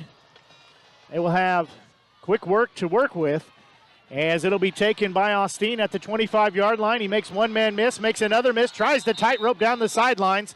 He will be pushed out of bounds, though. Looks like he got past the 40 before he was ushered out of bounds. That's who you want with the ball in their hands, especially with only 18 seconds left. He's a guy that can blow one open immediately. Yeah, he is definitely not the person that I would be kicking to if I was out there, but I don't think I could actually physically kick it that far to him, though. That would be the problem. The ball will be on the 42-yard line. Not a bad place for Hallsville to start with. They do trail 22-16. First time they've trailed in the ball game here tonight. They all look over and get the offensive play call, as they'll have three receivers on the far side. They'll have one on the near side. Rolling with it is Tiger Cobb. He's looking, has an option man. He will pitch it off, and they will pick up 3 or 4 yards. Be out of bounds over there. Looks like, see if that was Hobbs or Fowler that was carrying. As good a spot as I thought he would. Yeah, just 6 seconds left on the clock now. Unfortunately, the second half will start with Centralia getting the football. So they'll load up here, have a wing, and 3 receivers here on the near side, 1 on the far side. Tiger Cobb rolling to the near side. He's going to hit A.J. Austin, who will be drug out of bounds. 2 players for Centralia collide over there, but Austin gets the first down and gets out of bounds, but that was all for naught, as that took more than 6 seconds off the play clock. So that takes us to halftime. As your score here at halftime, it is 22-16 Centralia over Hallsville. We'll pause here and be back and get into your halftime scoring summary, as well as take a look at some of the other area games, as you're listening to exclusive coverage of Indians football here on the Show Me Sports Network. Riverwalk Christian Academy has been providing a strong biblical foundation and academic excellence within a Christian environment for more than 15 years. Located in Jefferson City, Riverwalk Christian Academy offers kindergarten through 6th grade that prepares students to impact the world for Christ. Average class sizes are just 16 students, with the student body comprised of families from over 30 area churches. Kinder Prep offerings include 3 and 5 full-day sessions, with kindergarten offering half-day and full-day programs. To find out more about Riverwalk Christian Academy, call them at 573-634-3983. As a former veteran, for 2 years I tried to get my disability and nothing worked. Then I called Wes Swinigan, and he got the results that I really needed. I hear stories like this all the time where people are overwhelmed with the system. As a former Social Security attorney, I will help you get the benefits that you deserve. Russ Swanigan lives and works in mid-Missouri, and he's here to help you. The help you deserve for the benefits you've earned. The law offices of Russ Swanigan. Tonight's game is not only a competitive contest between these two schools, but it's also an educational experience for the students involved. Because high school activities are about learning life values, your friends at this local radio station and the Missouri State High School Activities Association remind everyone to do their part in keeping our hometown sports a positive experience for everyone. When you attend your next game, do your part to help rekindle the spirit of citizenship by showing good sportsmanship. You'll be teaching a positive lesson, and you'll be preserving a proud tradition in the state of Missouri. There are things in life you should always do. Always say please and thank you. Always get a good night's rest, and always take care of your teeth. After all, you're only given one set of permanent teeth to last you a lifetime. Southwest Dental Care is always the place to go for the highest quality dental care. They offer comprehensive general and cosmetic dentistry services for all patients of all ages. Their experienced and compassionate team is there to help you achieve lifelong oral health and a stunning smile. To find out more about Southwest Dental Care, call them at 573-634-4909 or visit southwestdentalcarejc.com. To get the best smile in town, you must dash to Southwest Dental Care.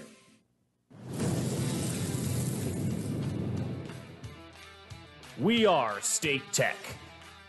We are hands-on education. When you choose the #1 two-year college in the country, you know you will be ready for your career. That's why at State Tech we say, from the classroom to your career, we are the employer's choice. We are State Tech. Hello, Blake Gazaway here with the Show Me Sports Network. I've had the opportunity to have some amazing calls, including overtime touchdowns, walk-off home runs, and buzzer-beating baskets. But I've answered another call. That's to serve my community as a volunteer firefighter. Stop and think what would happen if your home or property caught fire and no one was there to put it out. Every day, volunteer firefighters not only save lives and property, but also respond to other emergencies. Nearly 2/3 of our nation's fire departments are manned by volunteer firefighters. And because of this, we simply need more volunteers to step up and answer the call. Stop by or contact your local fire department and see how you can become a volunteer firefighter today. I answered the call to serve my community. Will you?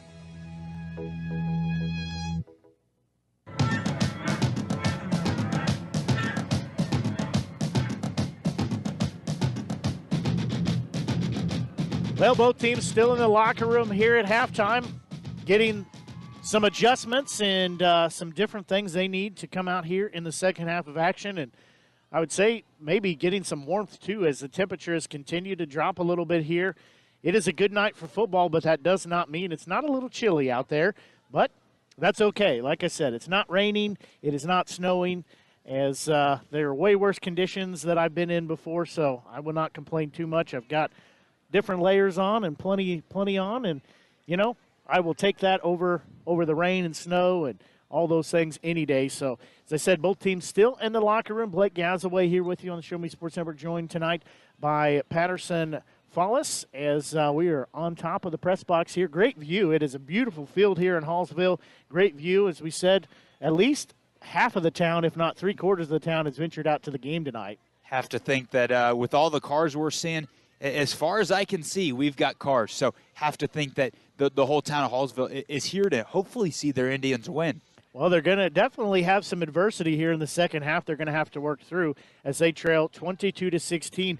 Remember back in week 2 that this game was a much different game. It went in favor of Hallsville. They ended up winning that game by a final of 46-12.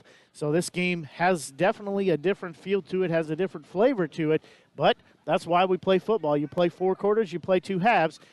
See which one makes the adjustments, comes out here in the second half, and is able to implement those adjustments and come out the winner. Yeah, we talked to Coach Conyers before the game, and he said this Centralia team was dangerous. He knew that they were going to come out with nothing to lose. They've got the target on their back, the Indians do, with that number 1 overall seed. And you've seen the Panthers just come out and kind of punch them right in the mouth.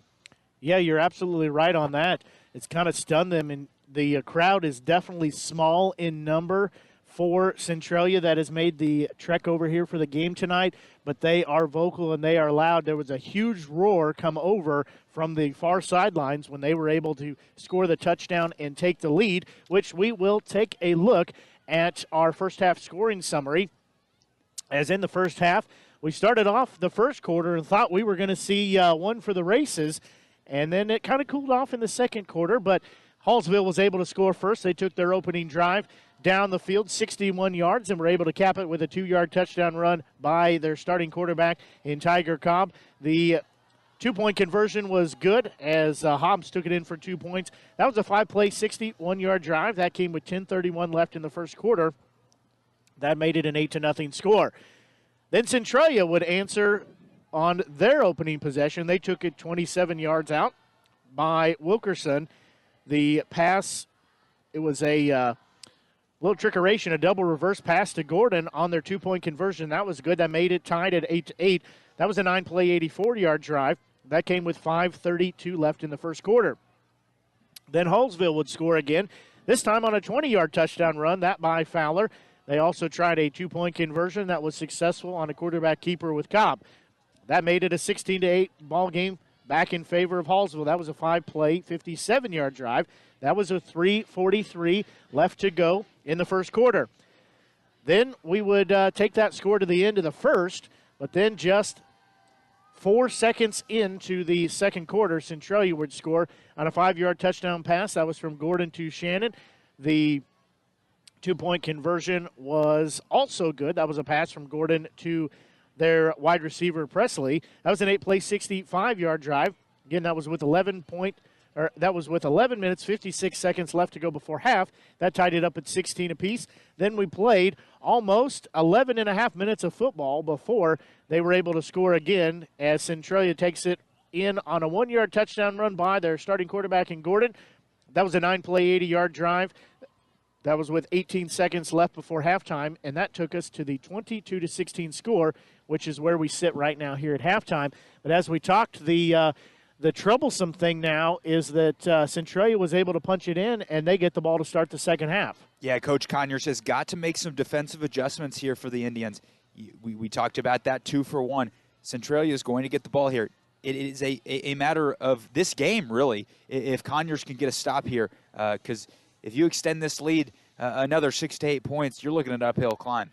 You're absolutely right on that. That's something that this defense has got to find a way to get the ball back, to stiffen up, to get it back and give the offense a chance to tie the ball game up and or possibly take the lead if they could get their 2-point conversion. But then that defense will be called on right again in order to put up a stop or get the ball back and then give their offense a chance to have another crack at it. But the Indians, they know how to get the ball down the field. They know how to score. They're coming in averaging 43 points a game. And for Centralia, they're giving up 22.2 points a game is what they're allowing. And as we flip the sheet over for the Hallsville defense, they're only giving up 18 points a game, whereas for the Centralia Panthers, their offense is scoring 22.6 points a game. So really right now I think the stats in favor of Centralia kind of leaning towards them a little bit. Absolutely. You see Centralia's already matched their season average in terms of points, and we're only through the first half. You have to think that Coach Tyler Forsey is happy to see that. Yeah, absolutely. I think the crowd obviously, too, is in it. The momentum definitely hinging on the side of the Panthers. But, like we said, that's why you play 4 quarters. That's why you play 2 halves. be whichever team can go in, make the adjustments they need to come out here in the second half. Again, winner will go on to play in the district championship game. The loser will be done and start looking at winter sports. And that's something you don't want to do, but just comes a time for every team to do that. We do have some of the other area games as well going on that we might take a look at. Yeah, the winner of this one is going to get the winner of California at Bowling Green. The Pintos are 7-3 on the year, while Bowling Green is 9-0 on the season. In Class 3, District 5, Eldon traveling to Mexico tonight. Mexico, the top seed at 7-2. Eldon at 4-6. The other side of that bracket, the 3-seeded Blair Oaks Falcons, 8-2 on the year. First time they've lost 2 games since 2014 in the regular season. That's how dominant that Falcons program has been. But they're on the road this evening at Boonville. Boonville beat them in the regular season. Both teams finished 8-2, but Boonville gets the higher seed because of that head-to-head record. In Class 1, Harrisburg traveling to Fayette. Fayette 9-1, top seed in Class 1, District 5. Harrisburg coming off a victory over Father Tolton. That game is at halftime right now. Class 4, Kirksville is at Jefferson City. Jefferson City, the 2 seed in District 5, Class 4, and hosting Kirksville tonight. Moving on to Class 5, District 4, Washington from Washington, Missouri, out of the St. Louis area at Helias tonight. The Crusaders are carrying an 8-game win streak into this one. And the lone Columbia team remaining, the Battle Spartans, have traveled to Wentzville Holt to take on the undefeated Indians. There are definitely some good games that are happening across the state tonight. Ours here is another great game as well. It's not in favor of the score like we would like it to be, but we've got a second half of action that will be coming up momentarily. Again, see neither team, well, as I say that, the Panthers come out. They've had their discussions and put in the changes they need to, have yet to see the Indians come back out. But we're going to take a quick break, and we'll get you set for the second half of action as you're listening to exclusive coverage of Indians football here on the Show Me Sports Network. Haven't seen an Avon brochure in quite some time and running out of some of your favorite makeup, fragrances, or skincare products? No need to worry. Avon representative Michelle Carty has got you covered. Michelle can consult with you on the newest line of products, as well as get those that have become your must-haves. You now have the opportunity to shop online 24/7 from the comfort of your own home and have your order shipped directly to your front door. To see how Michelle can help you out, find her on Facebook by searching Avon Carty. Live beautifully with Avon. The following public service announcement is brought to you by the Eddie Gaedel Society, Jefferson City Chapter 10, doing little things to make a big difference. Want to make a big difference in your community? Be kind to others, drive safely, and put litter in its proper place. Join us in celebrating Eddie Gaedel's historic Major League appearance as a member of the St. Louis Browns by doing something nice for someone today. Take a walk, Eddie.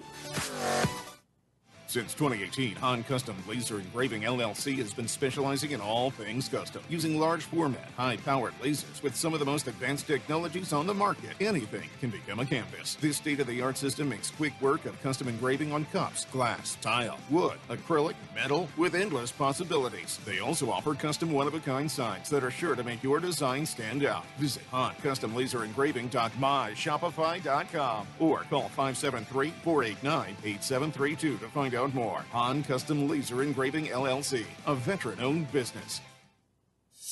Attention Indians fans, here's your chance to help the student athletes of Hallsville by becoming a member of the Hallsville Athletic Boosters. Your gifts help provide all Hallsville athletes with a safe and positive experience while attending our school district, and also help purchase items that our sports team couldn't otherwise afford. You can join the Hallsville Athletic Boosters this season for as little as $25. Membership is open to everyone. Interested in joining? Look them up on Facebook by searching Hallsville Athletic Boosters or email them at hallsvilleathleticboosters@gmail.com. Let's go Indians! Fans, when you attend a high school game, do you stand at attention during the national anthem? Do you cheer a good play by the opposing team? If your team loses, do you take it well in stride? If you have answered yes to any of those questions, you are showing positive examples of sportsmanship. Don't forget that when you attend high school events, young eyes are watching you for examples of acceptable behavior. By making a conscientious effort, you'll be helping our students grow into better citizens. This message has been brought to you by your friends at the Missouri State High School Activities Association and this local radio station. Perfect, right? Actually, we were thinking of Rome. I know an agent there. Look at this view. This place is unbelievable. It's beautiful. We've been looking at Jamaica. I know an agent there. Welcome to Jamaica. We love it. But we're thinking about Tokyo. I know a guy. You know an agent too. That's Kathy Rush at RE/MAX Jefferson City. Call her today at 573-761-3405.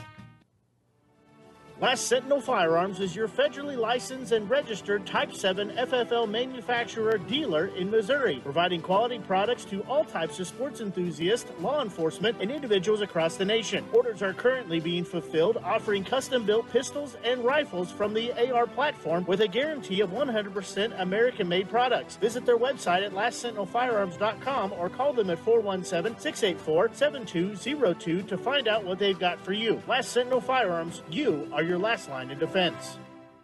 The conversation coming from the way of the Indians locker room, really kind of expect that with them trailing right now by a 22-16 score, but you know, it's something that really they just need to come out and play Indians football. Yep, it's exactly what they need to do, and I would love to have been a fly on the wall in that locker room to see what Coach Conyers is saying to his team right now. I have to imagine it's something along the lines of, hey, we're down right now, but we're not out of this game.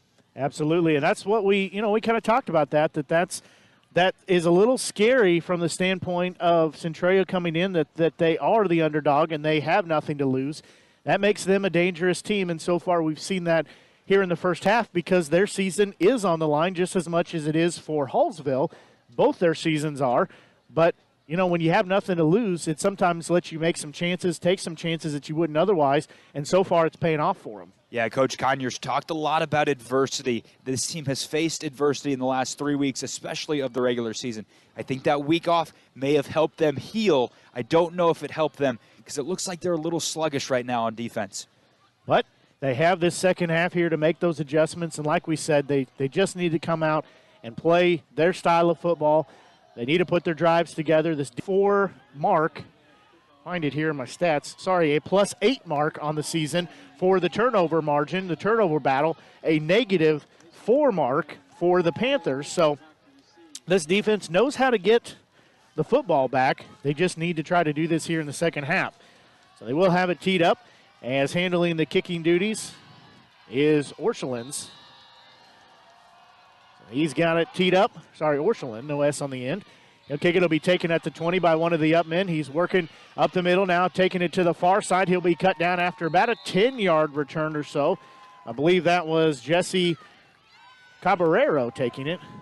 Yeah, we talked about that turnover margin. No turnovers in the first half. You have to think that a big turnover here for the Indians defense would have a huge swing in this game. It absolutely would be. This would, I would say, at least up to this point in the game, this would be as big as opportunity, as big a time for them to get a turnover here, as they will set up shop. Do the Panthers on the 30-yard line. They lead 22-16. Gordon hasn't mishandles, ball's on the ground just like that. The Indians come up with it. So they were listening to us for sure as they come up with a loose ball. That now could be the game changer right there. That is a huge swing in momentum. As Centralia has the ball there, they have a chance to extend this to a 2-score lead. A bad snap goes off of Gordon's hands, and we just talked about it. That turnover is huge for the Indians defense. Well, it got everybody excited here, got me excited. I apologize for calling the Eagles. We covered Southern Boone all season long, so trying to make sure I use the right moniker, but they got the turnover nonetheless. So that will set them up at their own, at the 26-yard line, rather, as Cobb will keep it on the far side. He's got a little pep in his step. He's got 5 yards. He'll have close to 7 or 8 before he's thrown down. Yeah, just a design quarterback run there, a sprint out to the far side of the field. A lot of room there. They pulled the guard, had a nice blocking brigade there in the front, and Cobb goes for an easy 7-8 yards. Yeah, he made that look easy. Had, as you said, the ushering squad in front of him. He picks up 7 yards, bring up second, and we'll say 3. He'll have a receiver on either side. Now he'll set off Fowler in his right hip pocket. He will keep it himself, taking it up the middle. He's got the first down plus a few more yards.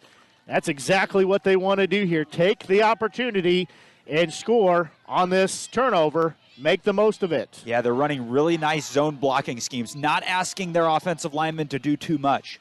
Right, they're just asking them to do exactly what they need to do their jobs, execute, do what they know how to do. So Cobb will give it as quickly through there is Hobbs, and he'll have short yardage. It didn't look like a ton there. Not sure if he would have been better off keeping it. Looked like he had pressure in his face. Probably the reason he handed the ball off. Yeah, I don't think either option was super positive, but he's got to make one decision or the other. That house quickly closing down on him, so they'll have a 2nd and long, as might be a good time to air it out. They do not, as they will pitch it off to Hobbs. He's got the 10. He's going to be down near the 5, but a flag coming in a big no-no zone. So anytime we see a flag in that area, almost expect it to be on the offense. Looks like it might be a hold or a block in the back. We saw someone coming in from the Hallsville side. Looked like they may caught him on that blind side block. It is going to be a holding call, so we'll back him up here. 5 penalties now for Hallsville, just 2 for Centralia. That is a tough break because he had the first down and would have set up a 1st and goal right about the 5-yard line. Yeah, you saw Austin. You talked about a chance to air it out. Austin was one-on-one on the near side. They ran his way, but didn't get him involved in the action. Yeah, that's a matchup I like every day, all day long. So will now be a 2nd and 19, ball at the 24-yard line. Cobb will be in shotgun again, has a receiver on either side. He'll get the shotgun snap, looking far side. He's still looking. He's going to throw it up and off the hands, and it's going to be intercepted and goes back in favor of the Panthers. What a massive momentum swing here in just the first 2 minutes of the second half. We talked about that critical turnover that the Indians defense got. The Panthers defense picked up their offense and got a tipped ball interception there. Yeah, that pass was thrown a little bit behind the receiver, gets tipped up and comes down into the Panthers' hands. So now they have it at their own 15-yard line. So they are able to dodge a bullet after they fumble it. On the first play of the second half, they fumble it, recovered by Hallsville. So now we'll see if we can send some positive vibes to the Indians again. It'd be another great time for them to give another turnover back to Hallsville. So keeping it himself is Gordon. He's got 5 yards. Still on his feet. Got the first down. Bowls over a couple of Indians across the 25 down near the 30. He's a tough guy to bring down. Low center of gravity. Really moves well for a guy his size. Yeah, he's like a bowling ball back there. Just bounces off whatever is put in front of him and keeps on going as he goes down at the 29-yard line. Again, the Panthers leading 22-16. They have the momentum here after they fumbled it on the first play of the second half, but then they get it back a few plays later, 5 plays to be exact, as they get an interception. So we'll bring up a 1st and 10 as Gordon will get the shotgun snap. 2 receivers here on the near side. He'll give it off to Wilkerson. He's got short yardage. Ball thought squirted out, but that was just somebody's arm, so he'll pick up about 5 yards. Yeah, nice gain there for Wilkerson on first down. Putting themselves into 2nd and medium is what the Centralia offense wants to do over and over and over again. One of the big hogs up front is going to have to come out for the Indians as jogging off. That's Mitchell Zimmerman. And not a guy that the Indians defense wants to lose. Big there up the middle, 6'2", 275. Not a good loss for this Indians defense that already has struggled a little bit through the first half. So they're going to attend to him on the sidelines as he come off. Looks like maybe a hamstring or a lower leg issue as they'll give it off to Wilkerson. He's got the first down. He's got 10 yards. He'll be spun around and taken down just shy of midfield. Really quick scat back, it almost looks like, and we got a flag in the middle of the play here. So we're probably going to have a personal foul, most likely. We'll check to see before we do anything what that is.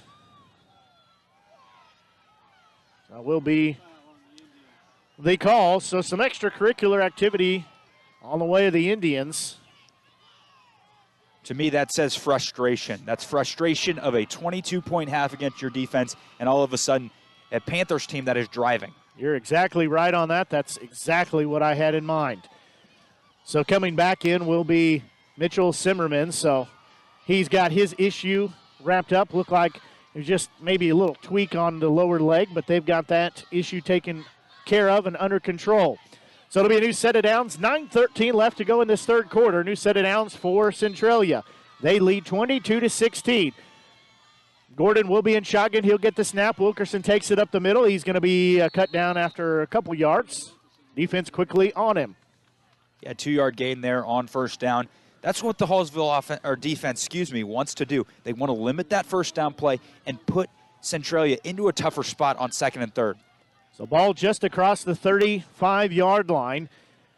As again, Centralia leads 22-16. Clock rolling at 8:42 and counting here in this third quarter.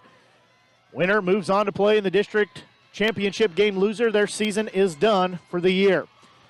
Gordon will get the snap. He'll keep it himself. He's met in the backfield. He's going to fall forward to the line of scrimmage, but he will get no gain. Amazing that Gordon got back to the line of scrimmage there. That could have easily been a 2 or 3 yard loss, but that low center of gravity, that bowling ball-esque you talked about earlier, he's able to just fall forward to limit the damage there on second down. Now, he was met about 2.5 yards in the backfield, but falls forward to that original line of scrimmage. Now this defense being called upon again as it's 3rd and 8 here. Ball on the 35-yard line. Again, going left to right on your media center or your Show Me Sports Network app, however you're listening to tonight's game. Gordon will be in shotgun again. He'll get the snap, dropping back, looking near side. Now he's going to be rushed out of the pocket. He's got some pressure. He's going to throw it up for grabs and just threw it outside of everybody. But that's what you got to do when you got 4 or 5 of those gold jerseys breathing down your neck. Yeah, pretty smart play there by Gordon, not taking too much of a risk, throwing a ball out of the reach of anyone, and that includes his own players. Not the worst thing that could have happened. So this will bring up a 4th and 8. Clock stopped, 7:42 left in this third quarter with that incomplete pass. Be interesting to see what the Panthers offense does here. On their opponent's 35-yard line, you think maybe they go for it, but it's also 4th and long. I agree. It's a tough decision, I think, as play clock will be under 10 when they break the huddle here. Play clock again winding down. The crowd comes alive, looking downfield. Pass off, complete at the 20. Move the chains. That pass was caught and moves forward. That pass caught by Jesse Shannon. So he picks up the first down. Gutsy play call, but worked out for him. Yeah, we've called Shannon's name a couple of times tonight. Looks like a favorite there of Gordon, and that was cool, calm, and collected from the Panthers quarterback. The ball will be spotted at the 19-yard line, so he picks up 9 yards, rather. Moves the chains. Clock under 7:20 to go in this third quarter. Lead in favor of Centralia. They'll fake the jet sweeps, keeping it as Gordon. He'll pick up very short yardage, maybe a yard or 2 at the most. Yeah, we see that 3-3 stack defense, single high safety, knows that Gordon's probably not going to beat them over the top with his arm, really focused on limiting his ability as a rusher. The ball will be spotted on the 18-yard line, so it'll be a 2nd and long. Again, clock rolling under 6:50 to go here in this third quarter. Centralia leading 22-16. Hallsville, the number 1 seed. The Panthers, the number 5 seed. So they're looking to have an upset here in the semifinals round. Gordon will take the snap. He'll give it up to Wilkerson. He's across the 15. He'll be tripped up there. So he'll pick up about 6-7 yards or so. Looked like the Indians had a chance to strip the ball there, and looks like Wilkerson almost lost it. He was able to hold on there directly up the middle for a good gain there on second down. So he doesn't get as good a spot as I thought he did. I thought he picked up about 6 yards. They say he actually only picked up about 4 or so.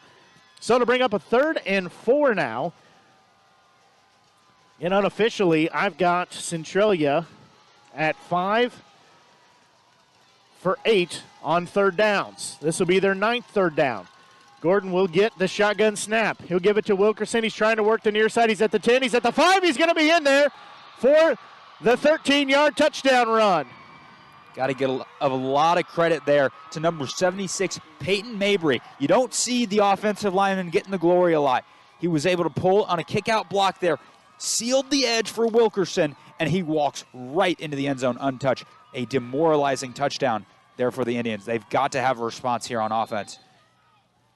So they take it from 13 yards out. They will go for 2-point conversion here. They lead now at 28-16. They've had the last 3 touchdowns have been their way. So they'll send one in motion as Gordon will wait till he clears traffic. He will look to the far side and pass knocked down, and it's incomplete. So nice job of the defense to come up and get a stop on that two-point conversion. However, Centralia now leads 28-16 with 5:46 left to go here in this third quarter. We're going to pause and be back. You're listening to exclusive coverage of Indians football here on the Show Me Sports Network. Whether it's balls and strikes, fouls, or flags, your referees and game officials are a vital part of high school athletics. If you've ever tried your hand at officiating, you know how hard these men and women work, and you certainly know that they would never miss a call intentionally.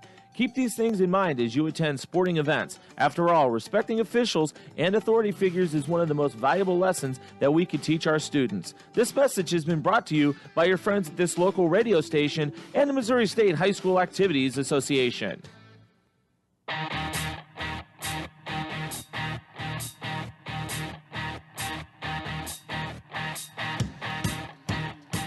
Yeah, the halftime lead added to, as it's now a 28-16 lead in favor of Centralia, as they will tee it up. And a high sidewinding kick will be taken at the 15, as working it upfield across the 20 at the 25, still on his feet. The return man gets near the 30. As returning that was Ben Boyle. That's where a special teams play could really spring one for the Hallsville offense and their defense. You know, it kind of helps there. It gets their defense a breather. Hopefully their offense can go on a long touchdown drive here to give the defense the break that they so badly need right now. So they will set up on the 30-yard line. Hallsville will have it on their own 30-yard line, as they've got 5:40 left to go here in this third quarter. As Cobb will get it, he'll keep it himself straight up the middle. He does a nice job pushing the pile. Second, third effort gets him 5, 6, 7 yards or so. That's the bread and butter of this offense. Simple, easy, effective runs for good yardage on first down. The Indians really have to find a way to put some points on the board, as they are not feeling the momentum right now. It's all in favor of the Panthers. So Cobb will direct a little traffic back behind him. They'll give it off. As quickly upfield with it is Hobbs. He'll have the first down. He's still on his feet. He's got about 10 yards before he's wrestled down. It took almost the entire Panthers defense to throw him down at the 45. Yeah, Hobbs kept his legs churning right there. Able to get an extra 4 or 5 yards just by keeping those feet moving. So ball, nose of the football, touching the 40. Well, they knew I was talking about it because they moved it from the 45 to now the end of the football. The back half of the football is touching the 45-yard line. So guess the officials are enjoying tonight's broadcast too, I think. So that will be a new set of downs, though. Two receivers far side, one near side. Cobb will take it himself straight up the middle. Nice move. He's got 5-10. He's off to the race. He's at the 40, the 30, the 20. He's got one man to make. Makes him miss into the end zone for a touchdown. He takes it 55 yards to the house. We'll check no flags on the field. So that is a shot in the arm they needed. Absolutely. Exactly what this Hallsville team needed right now. Kind of felt like they were down and out. All of a sudden, 6-point ball game. And Tiger Cobb right there. He had one man to beat. Didn't look like he was going to beat him. Put a little juke move on. Made a guy miss. Ankles broken. Touchdown, house. That is a play that they will watch. And if you're Centralia, you say, what just happened? Because you're right. You're free safety there just came back with broken ankles. Cobb will fake the pitch off, keeping himself up the middle for the 2-point conversion. We have got a new ball game as that lead has been cut down to 4 points. Centralia leads 28-24. We'll pause and be back. You're listening to exclusive coverage of Indians football here on the Show Me Sports Network. Riverwalk Christian Academy has been providing a strong biblical foundation and academic excellence within a Christian environment for more than 15 years. Located in Jefferson City, Riverwalk Christian Academy offers kindergarten through 6th grade that prepares students to impact the world for Christ. Average class sizes are just 16 students, with the student body comprised of families from over 30 area churches. Kinder prep offerings include 3 and 5 full-day sessions, with kindergarten offering half-day and full-day programs. To find out more about Riverwalk Christian Academy, call them at 573-634-3983. Just like that, we've got a new ball game as Orscheln will have it teed up for the Indians, as now that momentum has definitely swung back in favor of the Indians, as it'll be taken about the 22-yard line by one of the up men. He'll be across the 30. He's going to be down around the 35-yard line. like I said, just like that, we have a new ball game here, as it was quite a differential at one point going into halftime. It was a 22-16 score. Then it was a 28-16 score. Now it's a 28-24 score in favor of the Panthers. Kind of felt like the Indians were a little bit down and out in this one. All of a sudden, brand new ball game, 4 points here in the third quarter. So Gordon will lead his troops to the line as he'll have twin receivers far side, one on the near side, actually two. They have a wing there. They'll give it off to Wilkerson. He stutter steps in the backfield. He's going to be taken down. That is not what you want to see from your running back when he starts chopping his feet. Yeah, DJ Larkin there, the sophomore, the junior, 6'3", 230 there on the Hallsville line. Absolutely met him in the backfield. He had his lunch and his breakfast for tomorrow as well. So that gives it a 2nd and 11, 2nd and long now. As again, Centralia leading 28-24. 3:53 left here in this third quarter. Gordon. Yeah, right back in on that play was Larkin. He's made a couple of nice plays here in a row. The junior really stepping up for this Hallsville defense. So the defense coming alive again. It'll be a 3rd and long now, as this has really been the shot in the arm, the fired up that they needed. You see the coaches are fired up, the players are fired up, the fans are fired up, front row is fired up. Everybody on this side of the field is feeling it now as the momentum has come back to Hallsville. They do trail by 4, but 3rd down here. Here the fans start to rally up. As 3rd and long, Gordon will be in shotgun. He'll get the snap. He'll fake the handoff looking downfield and hit his receiver. Did they say he caught it? They say he did. It was a 3rd and 13, picks up 15 yards on the play. That's a massive conversion for the Panthers. Everything felt like it was going the Indians' way, and you see one of the Indians' linebackers frustrated right here with the coverage on that play. He went 15 yards and stopped. He knew exactly where he needed to be on that field for the first down. You see that a lot of times, especially in high school football, where the receiver runs to the stick and stops. He went another 1.5 yards past that. But it does give him a new set of downs. Ball on the 48-yard line. They'll send a receiver in motion. As Gordon will go on the near side, he'll make the pitch off to Wilkerson. He is tripped up, but his forward momentum and progress carries him about another 4 yards. Yeah, that was Tiger Cobb that tripped him up. Wilkerson might have seen that light of day. Luckily, Cobb was able to get a hand in there and stop the play. So we'll bring up a 2nd and 5. Ball spotted at the 46-yard line. They have to get, well, they'll say 2nd and 4, actually. They've got to get to the 42-yard line to pick up a new set of downs. Game clock rolling. Near 2 minutes to go here in this third quarter. It's a 28-24 score in favor of the Panthers over the Indians. Gordon will keep it himself. He'll take it up the middle. He'll maybe get a yard, 2 yards before he is pushed back. Again, Larkin there in on the play, in on the stop. He's one that seems to be a catalyst right now for this defense. Huge 3rd down here. He knows how to find the ball. He knows how to find it quickly. So we'll bring up a 3rd and 2 now. As again, the Panthers trying to keep this drive alive. They started at their own 36-yard line. They picked up a couple of first downs along the way. So 3rd and 2 now. They'll split 5 wide receivers, 2 on the far side, 3 here on the near side. Gordon will fake it. Now he'll take it up the middle. He's got the first down and more. He picks up about 5 yards. Pretty much knew that was coming as he just took a quick look over here on the near side before he used his jets upfield. Yeah, that's a nice play design. They faked the pass there to Wilkerson. Had the running back split out on the near side of the field here. Faked the pass. Gordon design run up the middle all the way, all day, every day, 5 yards. We're under a minute to go here in this third quarter of play, as it is a 28-24 score. So they'll break the huddle here. 2 wide receivers on the far side, plus a wing over there. As they'll hand it off to Wilkerson, straight up the middle. Spun around, still on his feet. He's going to break it here to the near side at the 30. He'll be down inside the 20. He was headed the wrong direction, but somehow find a way to pick up 17 yards. Yeah, that's Tiger Cobb, the quarterback. Just smacked his own helmet. He knows he had a tackle for loss there. Somehow Wilkerson spins out of that pile and picks up 17. Huge play there for the Panthers.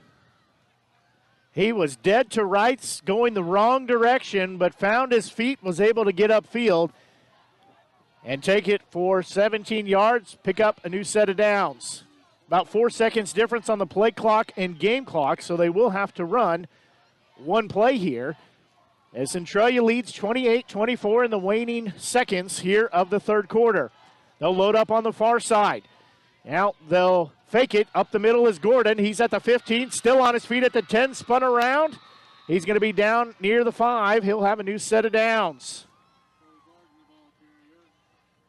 Yeah, that 3rd and 13 they converted earlier now seems very monumental for this game.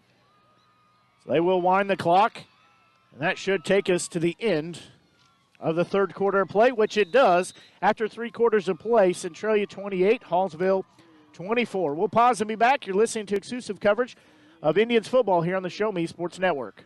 As a former veteran, for 2 years I tried to get my disability and nothing worked.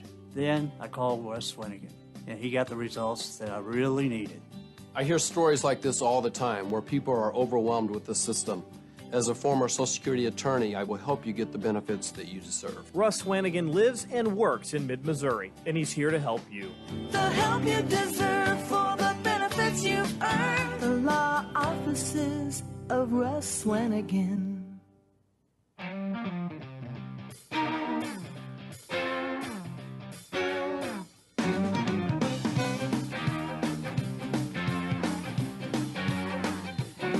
We will walk all the way down to the other end of the field as the scoreboard says 12 minutes remain in regulation here in this Class 2 District 6 semifinals game, as one of these teams is 12 minutes away from advancing to the championship game. The other team has their season come to an end. Be quite honest with you, Blake, I didn't expect this score, but you know, that's what they say. That's why you play the game. You're absolutely right on that. So it'll be 1st and goal at the 8-yard line.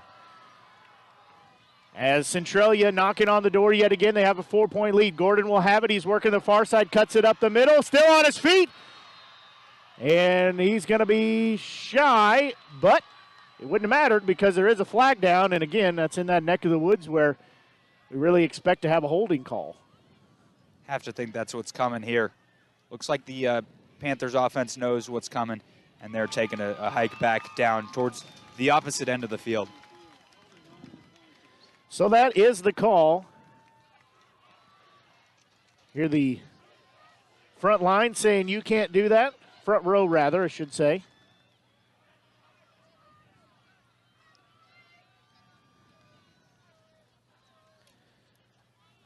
So they will back him up here. So good break there for the Indians. Just played 5 seconds into this final quarter of play. It'll be 1st and goal now at the 17-yard line. Gordon will have 2 receivers near side, 1 on the far side. He'll fake it to Wilkerson. He'll take it up the middle, still in the second, third wave of the defense as he's inside the 10 before he's uprooted. He refuses to go down. He gets those 10 yards right back. They're back in this drive. You know, it was 1st and goal from the 17. All of a sudden, it's 1st and goal from the 8 or 9 yard line. Or 2nd and goal, pardon me. He does a nice job of picking up positive yards again, gets into that second and third wave of the defense before he is taken down. So we'll bring up a 2nd and goal at the 8-yard line. Again, 28-24 your score, Centralia leading over Hallsville in this semifinals game. They'll send a receiver in motion here to the near side. Rolling with it is Gordon. He's going to be across the 5-yard line down near the goal line, but another flag comes in, so we'll see what that is. Again, neck of the woods, probably going to be a holding call. Looks like the Indians pointing in the direction of the Panthers, but we'll have to wait and see. So it will be a holding call. So back-to-back holding calls. Well, no, it was holding call, play, holding call. So they will get backed up as twice in this goal line series they have had holding calls. So now it'll be 2nd and goal at the 15. That's what really stalls drives. Penalties stop drives. And you're seeing it right now. They could have given up a touchdown at this point, but they haven't because of those 2 holding calls. So 10:57 and counting on the clock. 4-point game. It's 28-24 in favor of Centralia. They'll split 2 receivers near side, 3 on the far side. Gordon will be in shotgun. He'll get the snap, has some pressure. He's going to step up in the pocket. He's going to throw it offline. He had the pressure, and he threw it offline to his wide receiver who had the defender beat, I would say, almost wide open. Yeah, Caden Dunn, the sophomore, was wide open. That's a tough play for a left-handed quarterback, though. Gordon moving to his right, having to throw across his body to Dunn on a slant route. Not an easy completion. Can understand why that one, didn't hit Dunn right in the chest. That is one, though, that they will watch in their film sessions, and it'll give your coach gray hairs, as he was wide open and would have not been in the end zone most likely, but it would have made it, I think, down inside near the 5-yard line. So again, 5 wide receivers are going to spread it out. Rolling to the far side is Gordon. Man-to-man coverage. He's going to throw back to the near side. Wide open receiver bobbles it, but he's going to come down with it. Somehow he was able to regain his composure and catch it. That is Noah Brooks. He was wide open, busted coverage there, as that goes as a 15-yard touchdown pass. He was so wide open that he nearly dropped the pass. That has no explanation. He's the wide receiver on the near side of the field. They roll out to the right. They roll Gordon out to the far side of the field, and all of a sudden he is sitting by himself, nobody within 10 yards. You saw the defense. Somebody was trying to get the attention of the coaching staff to say, we've got a man uncovered. They could not get that done in time and give up the wide open 15-yard touchdown run. Gordon has some pressure. He's going to have to step up. He's going to make one man miss. Throw it to the corner of the end zone again. That one caught for the 2-point conversion in the corner of the end zone. Gordon putting on a clinic here, moving around in the pocket, avoiding some of that contact, and a beautiful throw on a 2-point conversion. That pass was caught by Caden Dunn. So that now puts that lead at 36-24. Centralia over Hallsville with 10:34 left here in this final quarter. We'll pause and be back. You're listening to exclusive coverage of Indians football here on the Show Me Sports Network. Tonight's game is not only a competitive contest between these 2 schools, but it's also an educational experience for the students involved. Because high school activities are about learning life values, your friends at this local radio station and the Missouri State High School Activities Association remind everyone to do their part in keeping our hometown sports a positive experience for everyone. When you attend your next game, do your part to help rekindle the spirit of citizenship by showing good sportsmanship. You'll be teaching a positive lesson, and you'll be preserving a proud tradition in the state of Missouri. Each other drive for drive, it seems. Momentum was in favor of Hallsville. Now it's gone back to Centralia. Will be taken at about the 12-yard line by the return man. He's working to the far side, trying to get over there, trying to get the corner. He'll be shoved out of bounds near the 40-yard line. Yeah, I saw something when the Hallsville defense was coming off the field. Number 71, Mitchell Simmerman, we've said his name a couple of times here, was visibly frustrated with the officials. Felt like he was getting held on that 2-point conversion play. When he gets over to the sideline, who comes up to him? Number 4, Tiger Cobb, the leader of this team, gets in Simmerman's face and tells him, I'm assuming something along the lines of, hey, we've got this. I've got the game in my hands. We're going to go down the field, and we're going to score. So that will change the possession here, as it'll be ball on the 36-yard line. They'll give it straight up the middle. Nice job of Hobbs to get through. He'll be near the first down marker. Yeah, if that tackle's not made by the Panthers, Hobbs is going to the races. He had a lot of room here on the near side if he could have broken that one. Hobbs continuing to add to his season total. As ball just across the 45-yard line, it'll be second and very short. Keeping it is Tiger Cobb. He will have a couple yards, does a nice job to stiff arm, work through traffic. He'll pick up 3 or 4 more yards on that, but he takes a big shot at the end of that play. Yeah, that was very patient running by Cobb. He knew he had a blocker out front. He knew that he needed to let those blocks get set, and then found that hole. Yeah, he steps around the traffic. He tight ropes through there and picks up enough to move the chains and a few more. So ball just shy of midfield. Cobb will have a receiver on either side. He'll give it straight up the middle to Hobbs. He's got 4 or 5 yards. He'll fall through. An Indian that is down on the field in some pain. Zimmerman.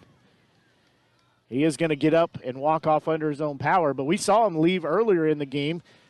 Had a lower leg injury. Looks like it is the same case there.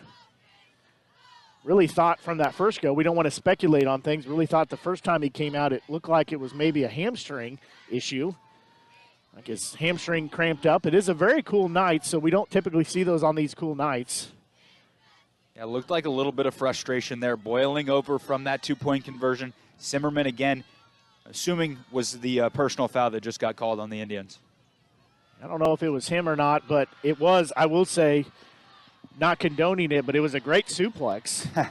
It was just after the play, and it was, I guess, unwarranted. Yeah, we are not playing in the WWE right now. We are playing high school football. So that penalty backs them up, so it will end up being a 1st and 17 now, so they do keep some of the yardage. But it will bring up 1st and 17. There'll be 2 receivers stacked up, one behind the other on the far side, a wing and a tight end here on the near side. Cobb will get it. He'll hand it off. As Hobbs has it, he's got 5 yards or so, and then he'll be tripped up. So he'll get close to the original line of scrimmage. Yeah, and Coach Conyers knows that he's got a quick strike offense.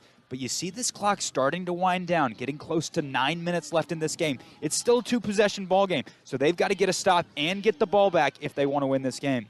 12-point lead right now in favor of Centralia as they lead 36-24 here in this 4th quarter. 2 receivers far side, 1 near side. Cobb dropping back, looking for Austin. Throws it on the money at the 40. He ran just enough to get the first down. And a late flag comes in, so I think that's going to be for a late hit. I was actually checking where he was at on the field, so I think he's going to he has the first down. He needed 11 yards, picked up 12, and I think he's going to have 15 more. Yeah, it looked like Ethan Adams there for the Panthers held on just a little bit too long, gave an extra little shove, and the ref was standing right there, going to see that every single time.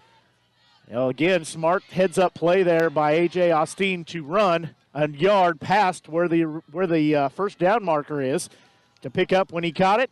They move the chains, get an extra few yards because of the penalty, so now they're back in striking distance as the ball will be on the 25-yard line.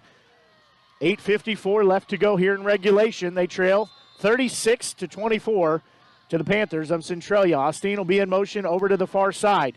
They'll have twin receivers near side, one far side, looking on the far side to Austin, throwing it where he's got it. He's 3 or 4 yards short. He'll spin around, still on his feet, making men miss. He'll pick up about 8 yards. Yeah, it's a really nice route there by Austin. It's a simple out route. Cobb hits him in stride. He does what I call the Travis Kelce move. He puts on the brakes, goes back up the field. You see the tight end for the Chiefs do it all the time. Austin just did exactly that. So it'll bring up a 2nd and 3 now. Again, clock rolling under 8.5.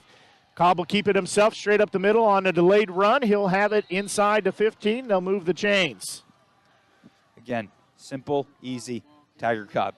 Right up the middle, first down. Design quarterback keeper all the way there as he will take it inside the 15. They'll spot it at the 14, 1st and 10 from there. Again, clock nearing 8 to go here in the ball game. Indians trail by 12. The quick pass off on a screen pass to A.J. Austin. He's at the 10. He's going to be tripped up there. He'll pick up about 6 yards. Looked like he had a bevy of blockers, but didn't seem to be able to find that hole. Those blocks didn't get out to the outside where Austin decided to go, and it felt like that could have maybe gone for more yardage. And decide to split it out instead of take it in. So we'll bring up a 2nd and 3 now as Cobb will keep it himself. There's a flag. And we got the play stop, so that's never good for your offense. Looks like they weren't completely set. Oh, no. Well, they're going to say it was an illegal player as they wisely got to the line quickly and tried to sub in late was Centralia. So they had an illegal substitution, so unfortunately, they couldn't run that play because I think Cobb would have had a chance to get into the end zone. Absolutely. And you've seen Austin here on this drive. They're going to him more. When you have a guy like that on the edge, you've got to get the ball in his hands. And they've done that. Coach Conyers deserves credit on this drive. So they're going to have an official's timeout. Not sure what they're discussing. Oh, they're going to measure it. Okay, so we'll see what they come up with here. I marked it down already as a first down, so I can't unmark it because it wrote in pin, so they just need to give them the first down.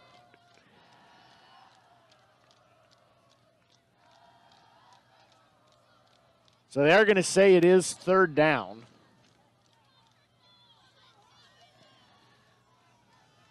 So it didn't look like they were short by much.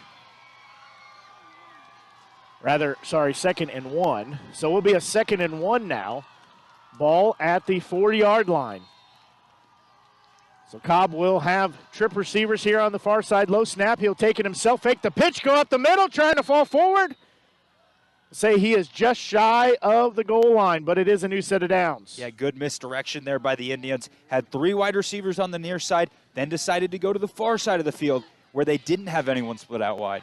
Oh, 1 receiver far side, 1 near side. They'll hand it off straight up the middle, trying to work through. He's going to be in there for a touchdown as Hobbs takes it from 1 yard out. Now they'll go for 2. And all of a sudden, the Indians right back in this game. Now we're going to have to rely on their defense to get a stop. So Hobbs takes it from 1 yard out after they drive down the field 64 yards. They will go for 2 here. Clock stopped, 7:28 left to go in the fourth quarter. So they will have trip wide receivers. They'll send Austin across the play to the far side. Cobb will get the snap, looking for the corner of the end zone, and off the hands, might have been tipped by the defender, so the 2-point conversion is no good. That makes it a 6-point lead at 36-30 in favor of Centralia with 7:28 left to go here in the ballgame. We're going to pause and be back. You're listening to exclusive coverage of Indians football here on the Show Me Sports Network. There are things in life you should do. Always say please and thank you. Always get a good night's rest, and always take care of your teeth. After all, you're only given 1 set of permanent teeth to last you a lifetime. Southwest Dental Care is always the place to go for the highest quality dental care. They offer comprehensive general and cosmetic dentistry services for all patients of all ages. Their experienced and compassionate team is there to help you achieve lifelong oral health and a stunning smile. To find out more about Southwest Dental Care, call them at 573-634-4909 or visit southwestdentalcarejc.com. To get the best smile in town, you must dash to Southwest Dental Care.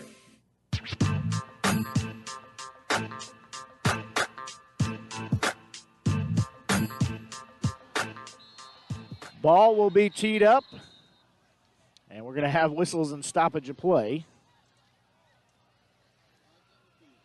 Looks like they're going to call a false start on the kicking team. You don't see that one often. You know, I agree. We don't see it that often, but I've seen that a lot this year, it seems. Somebody ready to make a play downfield just got a little antsy and got across before the ball was kicked.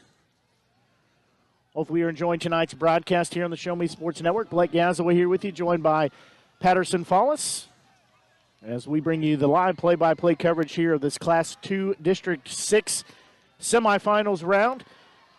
Right now it's in favor of Centralia at 36-30. Orshland has a nice end-over-end kick. Will be taken, dropped though at the 25.